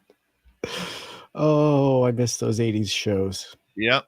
I was just talking about Andy Griffith with somebody today, how he kind of raised me. I was like a latchkey kid. I'd come home and sit down, eat some microwave pizza and watch Andy Griffith. It's like 3 hours a day. I'm pretty sure I was raised by Andy Griffith. Oh, yeah. How many times did you go fishing whistling that song? Oh, it's such a great song. It's so catchy. Forget about it. Oh, yeah. I'll give you that one. We're going to go French with random guy tonight. We'll call him Random Guy. I like that. Random Guy. Hey, Guy. I'm just going to call him Guy from now on. There he is. That's great. There's Guy. What's happening, Guy? What up, homies? What's up, eh? Hey, I bought these at a street vendor the other day. How do they look? You look like a cop. Yeah. Driver's license registration. It's hey, great. Carmen, should we respect your authority or what? Oh, man. I got sunburnt to shit. Look at this. Even more red than usual. Oh, I have the wrong ones down here. I could have matched you. What? Why are you not matching me, Timmy? They're just not, they're not blue. Oh, yeah, I had to rock the blue, dude. Hey, guys, I got to go check on my dogs upstairs. I'll be right back. Okay. All right. You're going to leave me unattended? Yeah, you got to be kind, though. Be Okay. kind. No promises. And he's bigger than me, so there's really not much I can do about it. Well, we're not really in the same room, Timmy. I punched down. The only thing that sucks is now I can't like read the chat, which I know you don't do anyways. But Right? It's probably best. That's all my this is advice. probably actually the cure for all my problems. I can't see shit. I love And these are polarized, so I can't read anything. Yeah. This is great. No, but What's on so your mind? I've got You things. sons of bitches, you. Timmy, you got some of my favorite things. Some of my favorite things in the world. What are those? Just, Dare just, I ask? just put whatever your favorite things all over me, and I'll try to deal with them. Bring me them your favorite gently. things, and I will handle them. Wow, things just got weird. What Let me tell you guys is up something. with this guy? What is I that? am the darkness of El Ovni Volador. I gotta see what chat said. Dude. None of you ugly people out there could ever compete with me in the squared circle. None of you. Bro. You sick and twisted people all over the place.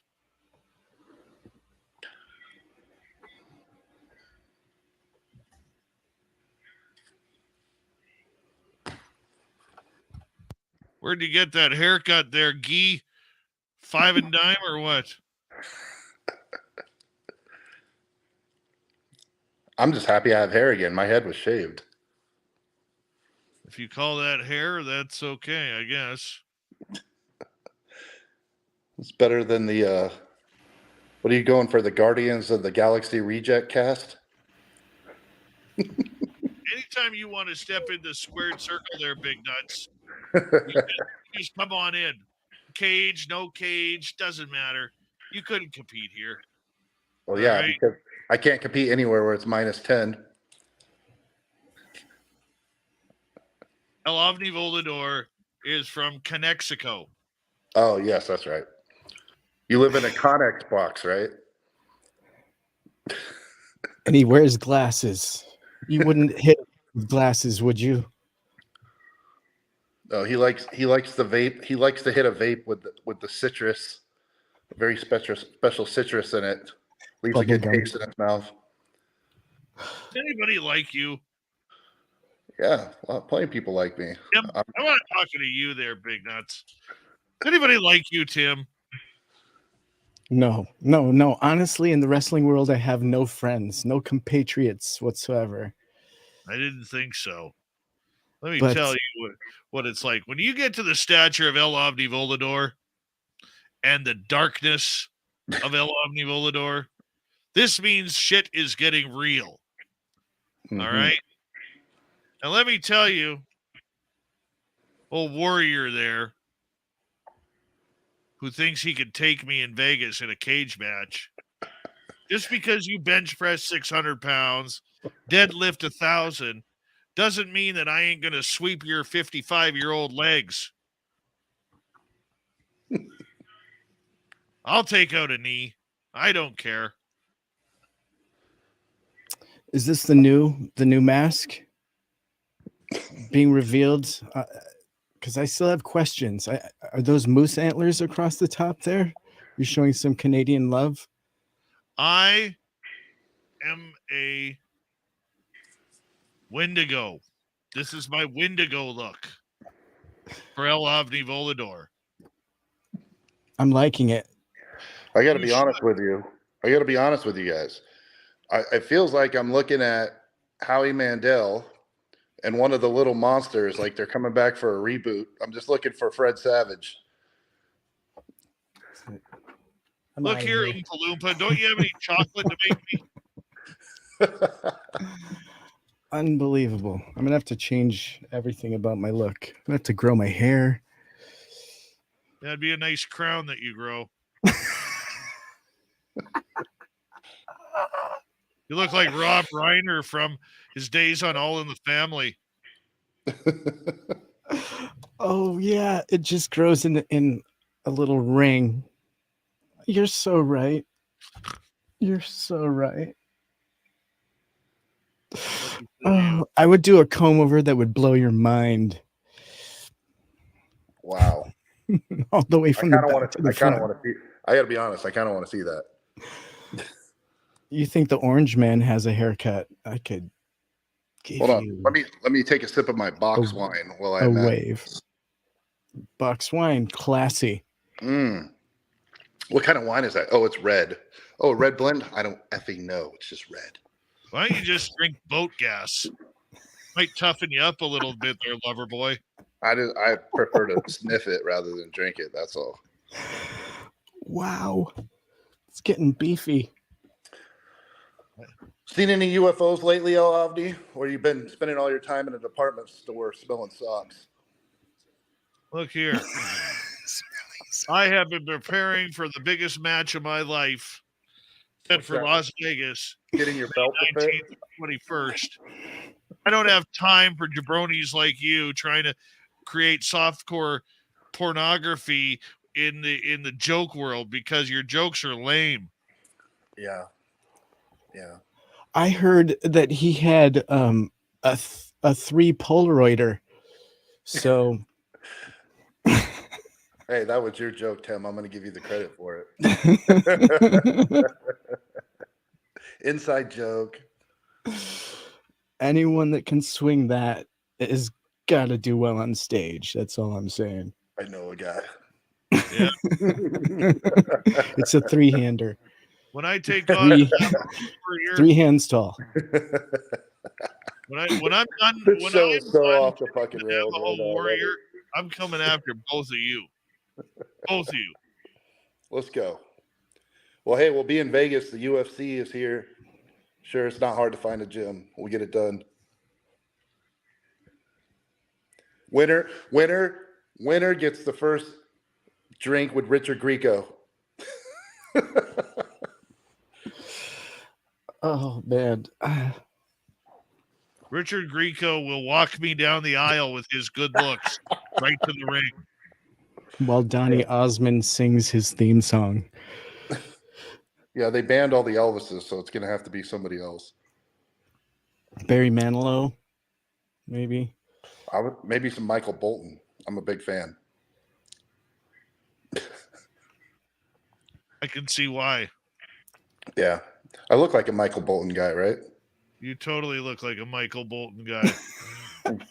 When a man loves a woman comes on, man, I got to turn the lights off, light a candle. It's good times. This was not the after hours I was promised, just so you know. These are not the droids you're looking for. Hey, he's the one that brought it off the rails. I'm just along for the ride. How do you have a serious conversation with a wrestler? With glasses, no less. Just ask him about his STD test.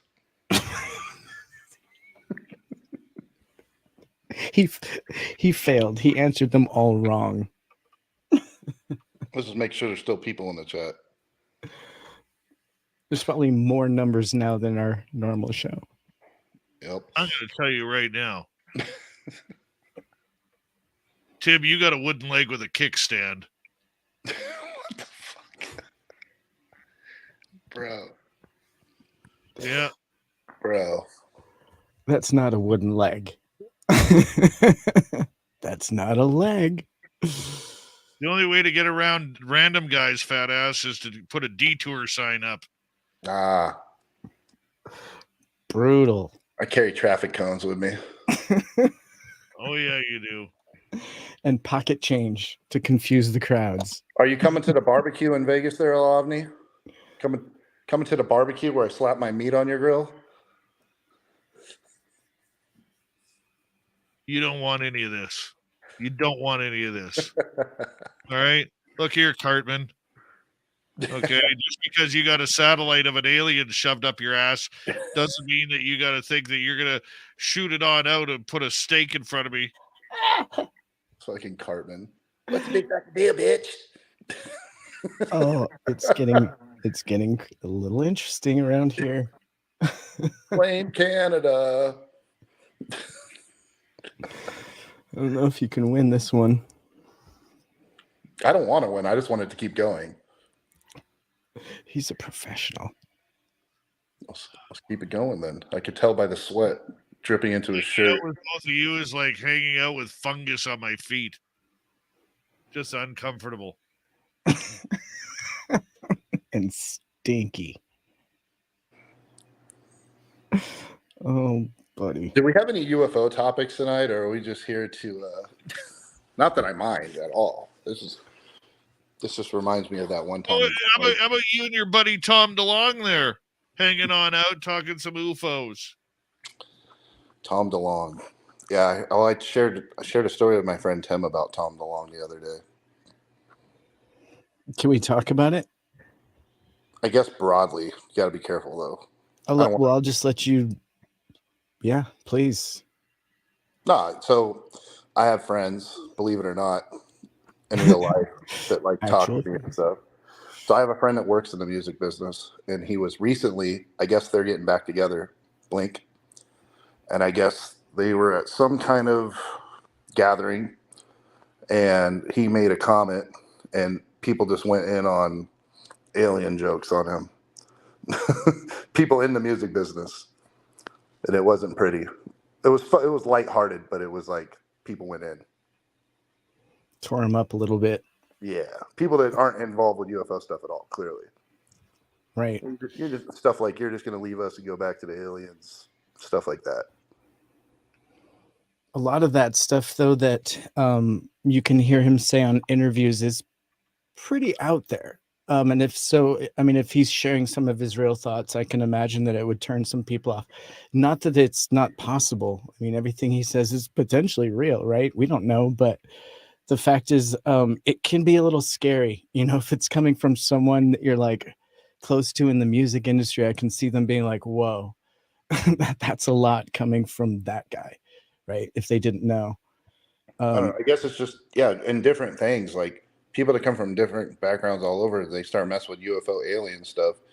like even people, it's still every once in a while people are like, dude, somebody sent me a link and showed me you're on this UFO something. And I'm like, oh shit.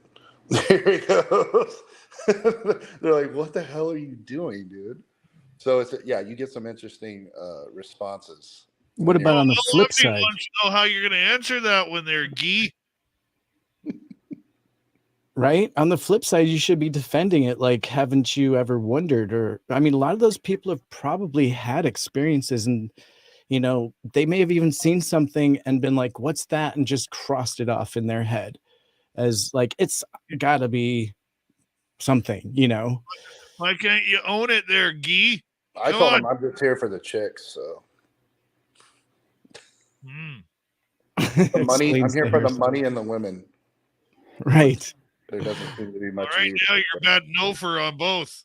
He lives in a motel and he's single. What does that tell you? No, I'm just kidding. A hotel would probably be an upgrade. You guys are bored. You guys are terrible. A rental unit. Dave just gave up. We ignored El Avni. Come back, That, El Avni. that new mask is. We value hilarious. your feelings. We value your feelings. Come back. I just am trying to imagine El Avni's wife sewing that for him. Oh my god. I'm trying Like- to imagine El Avni's wife sleeping with him at all. Oh gosh, that's yeah. I just like to imagine people together. It makes for real awkward moments. Be like throwing a pumpkin off your balcony.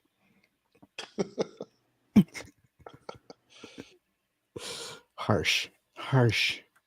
Well, he's not in the room, so it's going to be great for him to edit later. He can laugh then. Kissing booth. No, I won't be setting up a kissing booth. Although I've never had a cold sore, so It's the first time for everything. What stays in Vegas, after or what SLR happens party, in that might Vegas change. stays I on your don't know. lips We'll see. forever. I've heard some stories about how this stuff goes down. I heard what happens after the after party. Because then it's nobody's fault. We were having an out of body experience. Right. It's called woo. For Yeah, a we reason. were just wooing. It wasn't cheating on you, babe. It was wooing. It's when Right. woo becomes woo hoo. It's just one of my star children travelers. I can't possibly be responsible for what happens to my genitals. Unbelievable. See? That's on the record. No, you know what?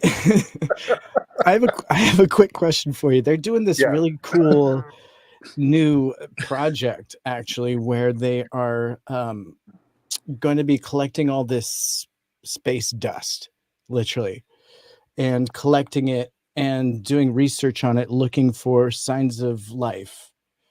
And it's kind of like, you know what eDNA is, or environmental DNA research that they do here? They'll collect water and see what animals are around. Yeah. It's basically like that sort of thing with space dust. I get it. What do you think about that? I mean, it's cool. It's one of those things where they dig down to another layer because, forever we were looking for ETs running around and we didn't find those. So then they're like, oh, I know where we could find life. Let's dig into the soil of these planets and the water. So I think it's right along those lines, right? It just makes sense. Are we wasting our time digging interplanetary objects out of the bottom of the ocean? I don't think it's a waste of time. As long as we're not putting tax money in. I think as long as it's private venture, that's cool. But do you think that scientific research is really going down the wrong route to alien life if they're trying to prove it? Do you think like it's a distraction and they're going to come up with mundane evidence to a bigger question on purpose, like Galileo and all this money they're spending? That's just going to give them mundane results at this point because they're not looking properly for actual aliens. Yeah, they just want to check a box, more or less. Be like, look, we are successful. We found this element, which is a precursor of amino acids or whatever the hell it is that they're doing, right? Right. And they're going to be like, cool, alien amino acids, building blocks of life, cool. We found aliens. Case closed. Right? Well, I'm sure in your research, you've found that this is not the first time that this issue has kind of bubbled to the surface and the government's gotten involved and they've gotten real scientists involved and all that stuff and done these pretty big, deep dives into the topic and always come up with the same mundane results. And so this is the same thing. It's just kind of more of a modernized version of it, and it's more publicized because we have social media and things like that. Right. Do you think that we're going to see this study just kind of go to the wayside in the next year or two with mundane results? And do you think that all these big groups are kind of looking to prove it out? Yeah, because it's just, like I said, as long as they can click a positive box, right? It's like, it's kind of like you want to catch your kid smoking a joint, but you don't, so you piss test them after the fact. It's like, well, I know it was there, but you're not really, I know that's probably a bad metaphor, but you get what I'm saying. You're not getting the smoking gun. You're confirming that there's something there and something occurred, but you don't know how much, exactly when, et cetera, which is what you guys call the nuts and bolts, right? So you're not going to get that. You're just going to get a soft, here's 200 pages and after $3 million, yes. Are you getting any closer? Are you getting any closer with your research down this path as to what the real reason is for using UFOs in this topic? And like, are you any closer personally? Like, kind of. I feel like the more that I try to read, the more that I try to listen, the muddier it gets, because you get conflictions on almost everything. So it's really like, and this is why ufology, in my opinion, to a guy that's new to this stuff, why it's so factioned, why it's so divisive. Like, it's like, Lord of the Flies, because everybody gets super tribal with their ideology, and no one wants to feel like, instead of just being open to wherever the truth may lead you, people, especially people that invest money, right? They have either a premonition of what they're going to discover or a mission for what they want to discover, and they keep that one-track mind. So you really got to pay attention, like what you guys were talking about earlier with TTSA, and then all of a sudden there's still some of the similar people involved with Enigma, right? Are they really trying to find the truth, or are they trying to find a confirmation of their narrative, right? So you got to look at who's involved with different projects. And since I don't know, I'll read one thing, I'll be like, oh, wow, I had no idea. And I'll read another guy who goes, no, that guy's full of shit. Here's the other stuff he lied about. You know what I mean? And I just keep running into that over and over again. It's like every time I find something I think is cool, and then I try to like research something off of that, it's somebody else saying that guy's an idiot or a liar. But so do you think that the UFO topic is really of interest to the government at all, or is it just a way to move money around? No, we have ways to move money around without that. Like pretend to send it to other countries Well, no, I just mean within the government. So they'll fund Arrow, and then Arrow completes, and now we'll have a new organization, and that will have a budget. And then this next organization comes from the results of that. Who knows, whatever. And no, I think that the government's trying to make cuts right now, if anything. I know that sounds contradicting to what you see with the budgets, but having just recently been in and I watched downsizing and almost everything, I don't think they want to do that. If anything, what they would do is pay a contractor that's already existing, that already has the license, whether it's a black contractor or whatever, somebody that's already used to getting 7, 8, 10 figures, from the government, and then they could just hide it as a line item. They wouldn't start a whole new organization and a whole new segment of, tracking and payroll and retirements and interesting. Let me just highlight what you're saying there. So you think if there is a government organization researching UFOs hardcore, it wouldn't be directly through the government, it would be a line item, and they would contract that out to an organization of some sort. Is that what you're saying? 100%, because then you can't access it. There can't be an inquiry on it. There can't Any be thoughts on congressional hearings will matter. They can go out there and say, hey, we're doing UFO hearings, guys, and all the congressmen and the senators are going to come down and they're going to get to the bottom of it. No, they're not. Not if it's a private company. They're not going to know shit. Yeah. If you were to assign that, where could you see them assigning that role? What you mean, like? If you were to contract it out, where do you think they're looking to contract that kind of thing out to, hypothetically? I don't want to name names. You can't even guess. Oh, I could definitely guess, but I'm not going to go there. Even though they're private contractors, right? Yeah, but they don't wield the power of a regular private contractor. They wield the power of the government because they have the government support. So you're basically messing with the wrong people because they don't have to answer to anybody except for the people that write their checks. No oversight. I'm not saying no oversight. I'm saying they get their mission handed to them, whatever that might be. They get the money to execute that mission. They have oversight, but within the parameters of whatever that mission is, which we don't know, we're speculating here. This is all hypothetical. I'm not saying this is happening. Don't put words in my mouth. It's all we're just hypothesizing possibilities here. I'm not saying this is happening. I'm saying what I would do. But would it be a scientific organization, or would it be something like Enigma, or would it be would it be like a development, like a part of Raytheon? Or you wouldn't want it. Yeah, you'd want to use something established. It's too important. If they believe something's out there, if they legitimately believe there's something there, or they have something and they want to hide it, the last thing they're going to want to do is bring a new player in. They're going to want to use somebody that they already have dirt on, or they've already done business with before, that they know can handle this level of stuff. And then it's all compartmentalized within that. Why does nothing ever leak from the public, do you think? Is it because people are really good with their NDAs? No, I think it's because most of the stuff that people think is real is not. That's my personal opinion.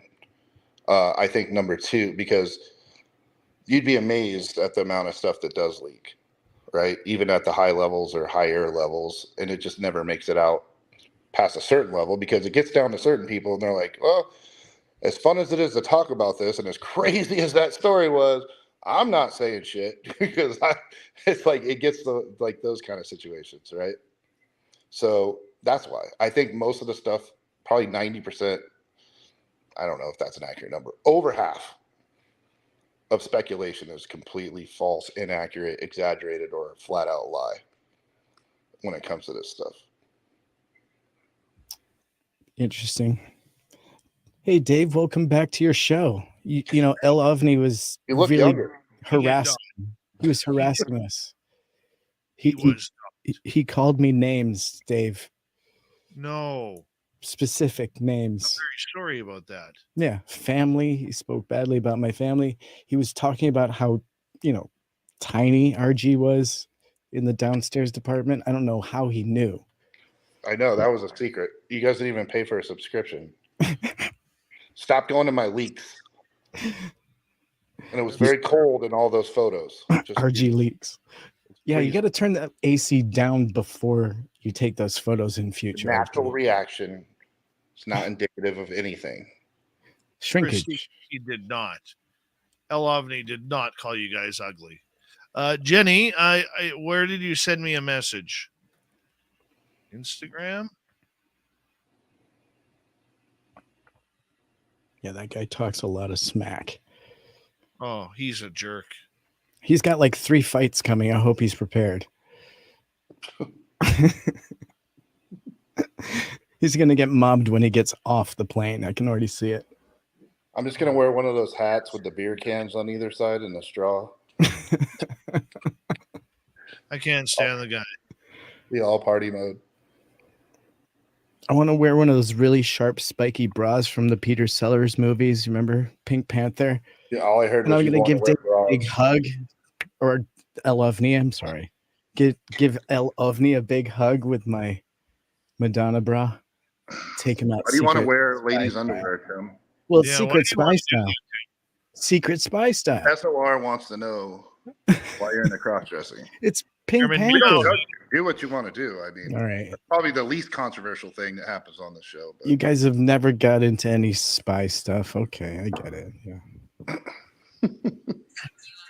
The last thing I'm going to do is dress like me if I'm going to take out El Ovni. That's true. Let's dress like Borat.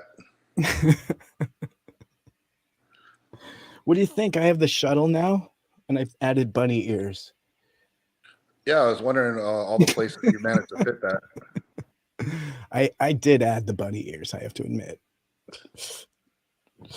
Oh, man, I have too much time on my hands. But, yeah. Dave, did you have anything that you wanted to throw at RG? Anything for today, or I'm joking. Well, I'm just very curious in regards to, are we seeing many, look, ufology is becoming a cesspool. It really is. And I think, RG, you hit the nail on the head here when you said that, there's a lot of infighting going on. Is that something that the government operatives within this field would want, is infighting and raging like that? So that way there is. Well, I'm just asking because I don't know. And if they do want that, why would they want that? Misinformation. And here's the thing. You're going to laugh when I tell you this. They don't care about you and Tim and your audience. They're not out to deceive you guys. Okay, so let me make that clear. If there's any counterintelligence going on, they want you guys to spread, and again, this is if they're doing it. Okay, so quotes, if they're doing that, if people are misinforming you, misleading you, the goal is for you to be believable enough that our enemies will believe you guys. You get what I'm saying? Because if we're trying to hide something, then they don't care about Dave Scott knowing the truth, because there's nothing you're going to do about it. What they care about is one of our adversaries, even if there is real, let's go. I mean, obviously I'm talking about secret stuff, but let's say hypothetically we actually knew about aliens. That's still a tactical advantage if they don't, right? If we know about some kind of technology, even if we haven't figured it out yet, we don't want to let them know we even have it. So the race is on to misinform, and the government can't come out and say we have nothing, and they're like, oh, well, they said they had nothing. Cool. What they want to do is they started with social media. They started within organizations. I'm sure it's in MUFON. I'm sure it's everywhere. Misinformation starts with real people, because then it's believable. If it's your brother and your neighbor, you're going to believe it. You're not going to believe the guy doing the press conference, right? So it starts there, and then it spreads from there, and then it becomes viable in the consciousness of society, or groups at least, in small groups, and then larger groups. And people are like, well, MUFON, that's an authority. SOR, that's an authority on the subject. They got their shit together. We can trust them. If they say this is a thing, it's a thing. But if it's the wrong thing, you're helping them do their job. You see what I'm saying? I get that. And so basically it's a game of tic-tac-toe or Connect Four. I like Chutes and Ladders better, but yeah. That works too. That works too. No, I guess, and I understand that. You know what? I do understand that. So I don't think it's this big conspiracy to mislead all the people. I think a lot of what's out there is just not real. And the reason they don't come out and say it one way or the other is because speculation helps cover when there is something they need to cover. So it's just an easy, plausible deniability / still viable / makes our job a lot easier. So why make it more difficult? Do you think that there's potentially a conspiracy in our media even to divide this community, with really hard left and righters on this? Where 100%. Well, I mean, just look at anything in media. No, the word media doesn't even exist anymore, to be honest. It's just become an entertainment thing. Like when you got guerrilla street reporters and, people bringing you more accurate reports of what's going on around the world with their freaking iPhone than you get in syndicated broadcasts, that's a problem. Because all media is now is whoever's paying the bills, and I mean by that, who owns it and what advertisers are paying for that platform, whatever story they want told. And that's the focus, whether it's right-leaning, left-leaning, what have you. Some of it's even like, I don't want to say anarchist, but some of it's pretty crazy out there, right? Like, depending on who you follow. Yeah. So it's literally the motivation of who owns it and what money is driving it. And so, yeah, why wouldn't that also infiltrate into ufology? If there's money involved, somebody wants it, right? And some people value that more than truth. A lot of people would, actually. And if we're being real about it in the real world. How do you respond when big media calls witnesses and experiencers liars directly in the whole community? Part of the problem when it comes to the reality of things in our skies that need to be attended to by our military and our government. And we shouldn't be wasting our time on UFO and things floating around in our skies that aren't real. It's tough, man. It's tough because you call someone a liar. Normally, you have to prove it. But it's like in this, what I've seen in this subject, in this field so far, is literally just the accusation is enough to destroy a reputation. There doesn't even have to be a substantiation. And the reason for that, if they're like, hey, if we're gonna have faith and believe that UFOs and or extraterrestrials are real, then it's like almost anything that's possible now has teeth, or at least gets considered. And you don't need the like, you go to court, right? And you need beyond a reasonable doubt, right? So the threshold here for evidence in ufology and alien stuff is a lot lower. And that's good in a way, because maybe I didn't have a phone with me, I didn't have a camera, but trust me, 100% happened to me, right? And you want to at least give that guy the benefit of the doubt. But then now I go, no, I was on the other side of the street, that guy's full of shit, but I also don't have any evidence. You know what I mean? So Right. it's like, if we're going to lower the threshold for experiencers, then unfortunately the threshold is lower for accusers. But at the same rate, isn't it fair to ask for evidence and proof of something like this Absolutely. at this point? I think so. That, it's know how I roll. I'm Yeah. skeptic. You got to show me something. Me It too. doesn't have to be exact picture, but you got to get me close. Got to get me close to it. Mm-hmm. Yeah, For me and to try it.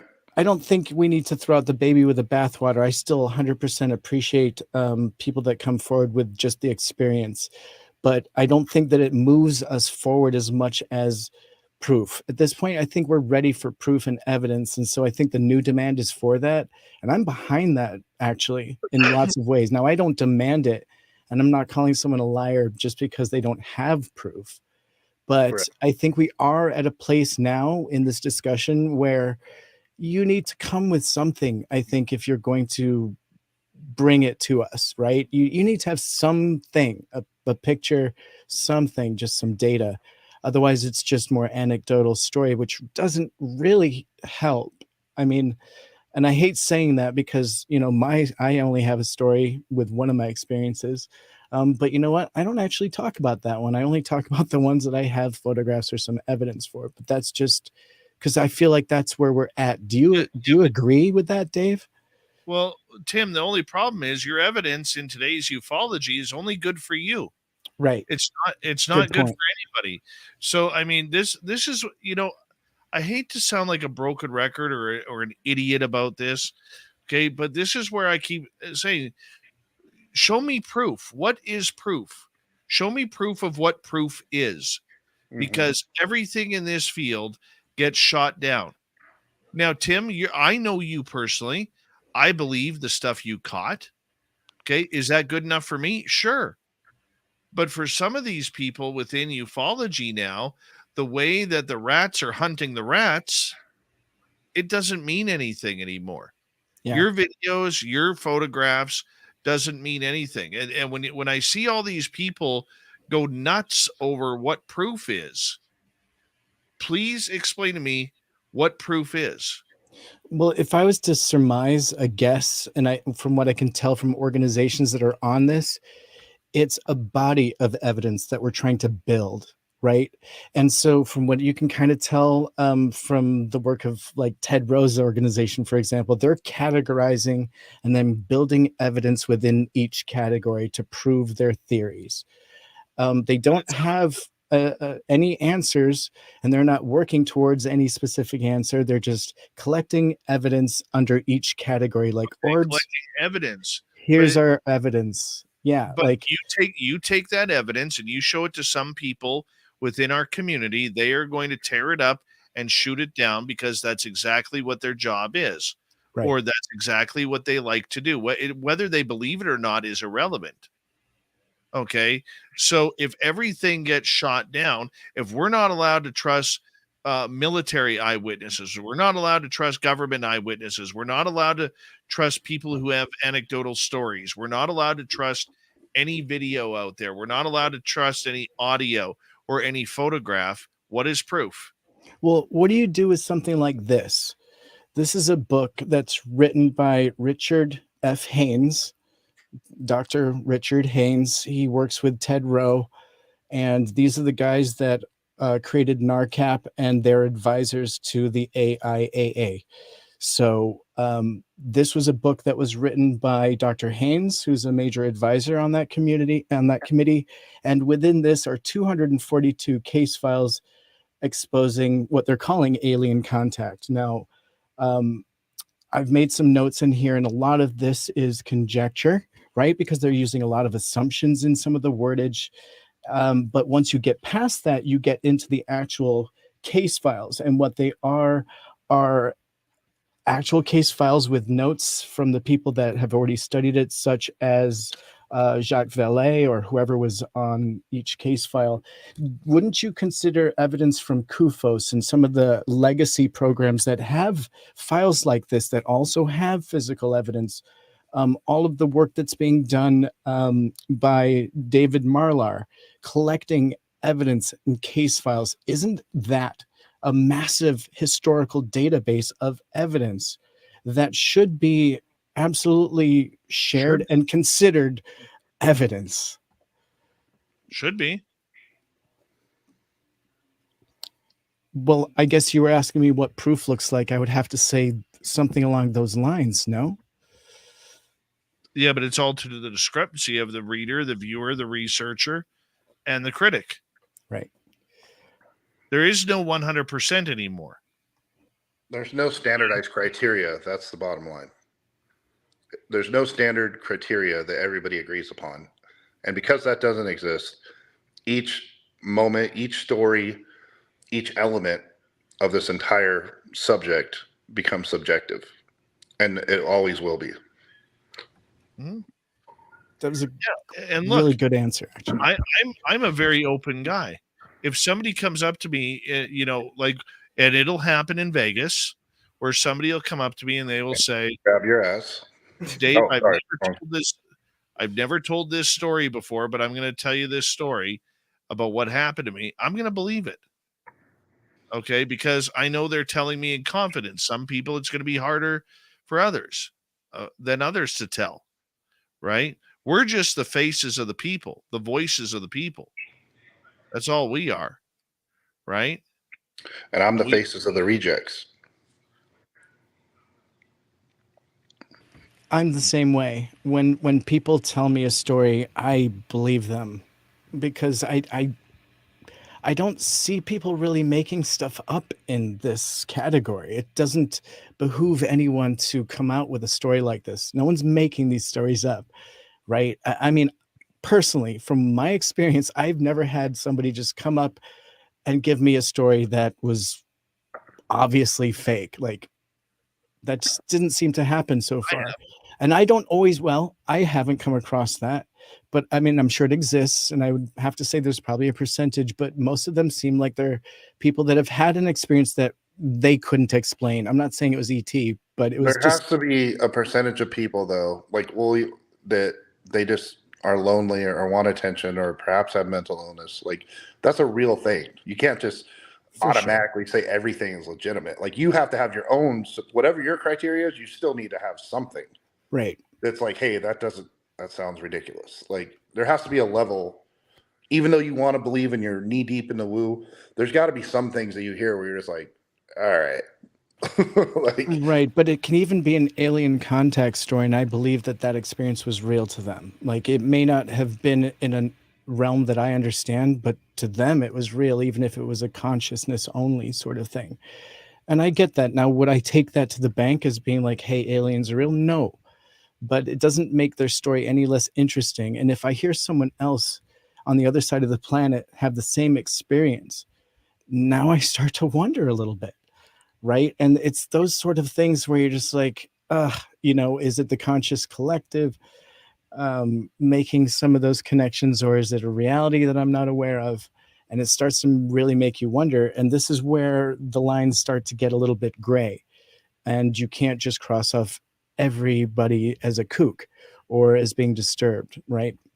And so the more I realize that, the more I'm like, oh, I know nothing about this. The more I learn, the more I know nothing, because it's just so much of this and that. There's no one correct answer, and I don't think there's any one aspect of the phenomenon happening at once, right? It's just really quite overwhelming.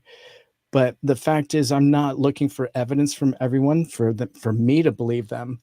But I think the times, if you're going to go public with something, you're going to have some evidence of something more than just your story, because otherwise you're subjecting yourself to the wolves. And even with your evidence, you still are. And I've got plenty of photographs and video and images of stuff that I've just thrown away that could be UFO, but I was just like, it's not worth, The scrutiny. going through it, because it's already questionable to me. Right. And so I know, So to a non-believer, you're going to get eaten alive. Right. But I also have stuff that I'm just like, this has got to be ours. Like, and I'm definitely not making that public. And then there's some stuff where I'm like, this is really interesting, and I know it's probably natural or whatever. And so I put that right up on YouTube, and I hope that people see that stuff and they're like, oh yeah, I guess orbs can actually just happen in nature. They're not necessarily ET or whatever. But there's something else, right? I think you can agree on, I can agree on. And it's super elusive. It's super elusive, hard to photograph. Anyone that gets an image of it either got lucky or has some incredible gear, because it's super hard to capture, for sure. At least the real UFO, from my research, at least. And on that note, we're going to call it the night, because old Davey's got to get to bed. Cool. Get to work in the morning. Thanks for keeping us up. This was fun. It's nice to see random guy around again. Hey, I'm going to go see the Oilers play tomorrow, the Golden Knights. So thanks for having me. My Oilers are going to shit kick them. They probably will. The Knights have been shit at home, so yeah. I'm in Vegas for the week, so I'll have fun. I'll send pictures. Please do. All right, I'll see you guys. All right, thank you, random guy. Thank you, little Timmy Senor. Can you give us the old finger? Oh, I'm going to give you the finger, buddy. Are you going to send me out? You send me out. All right. See you later there, Timmy Senor. You didn't do it. What am I supposed to do? Oh, you usually boot me. All right. There he goes. Gone. Thank you tonight, Cat Chaser, with a hat trick of super chats. Random Guy, Nero, Derek, Dry Toast, Kira, Pam, Jenny, Nancy, Monica, and Deb. Jenny, I did not get your message on Instagram. I did look for it. Did you send it to my personal account or the radio show account? Because I don't have the radio show account hooked up here. That's run by Kat. So you have to send it to my personal account. Excuse me. Tomorrow night on the show, we're going to get more into the woo, serious woo. Let's talk to some aliens with Costa Macraeus. First time he'll be on the show. So we'll be doing that tomorrow night. I got a new theme to say goodnight to all of you guys. So we'll see you later.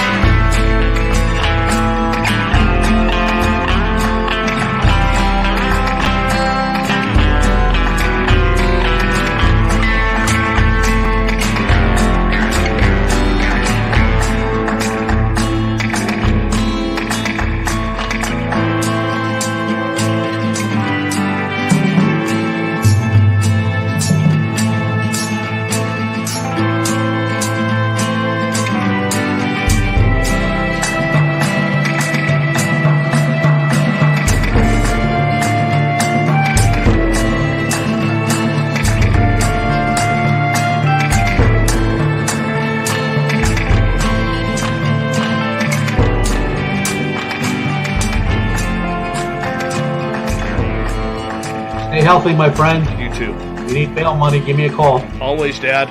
Take care. You too.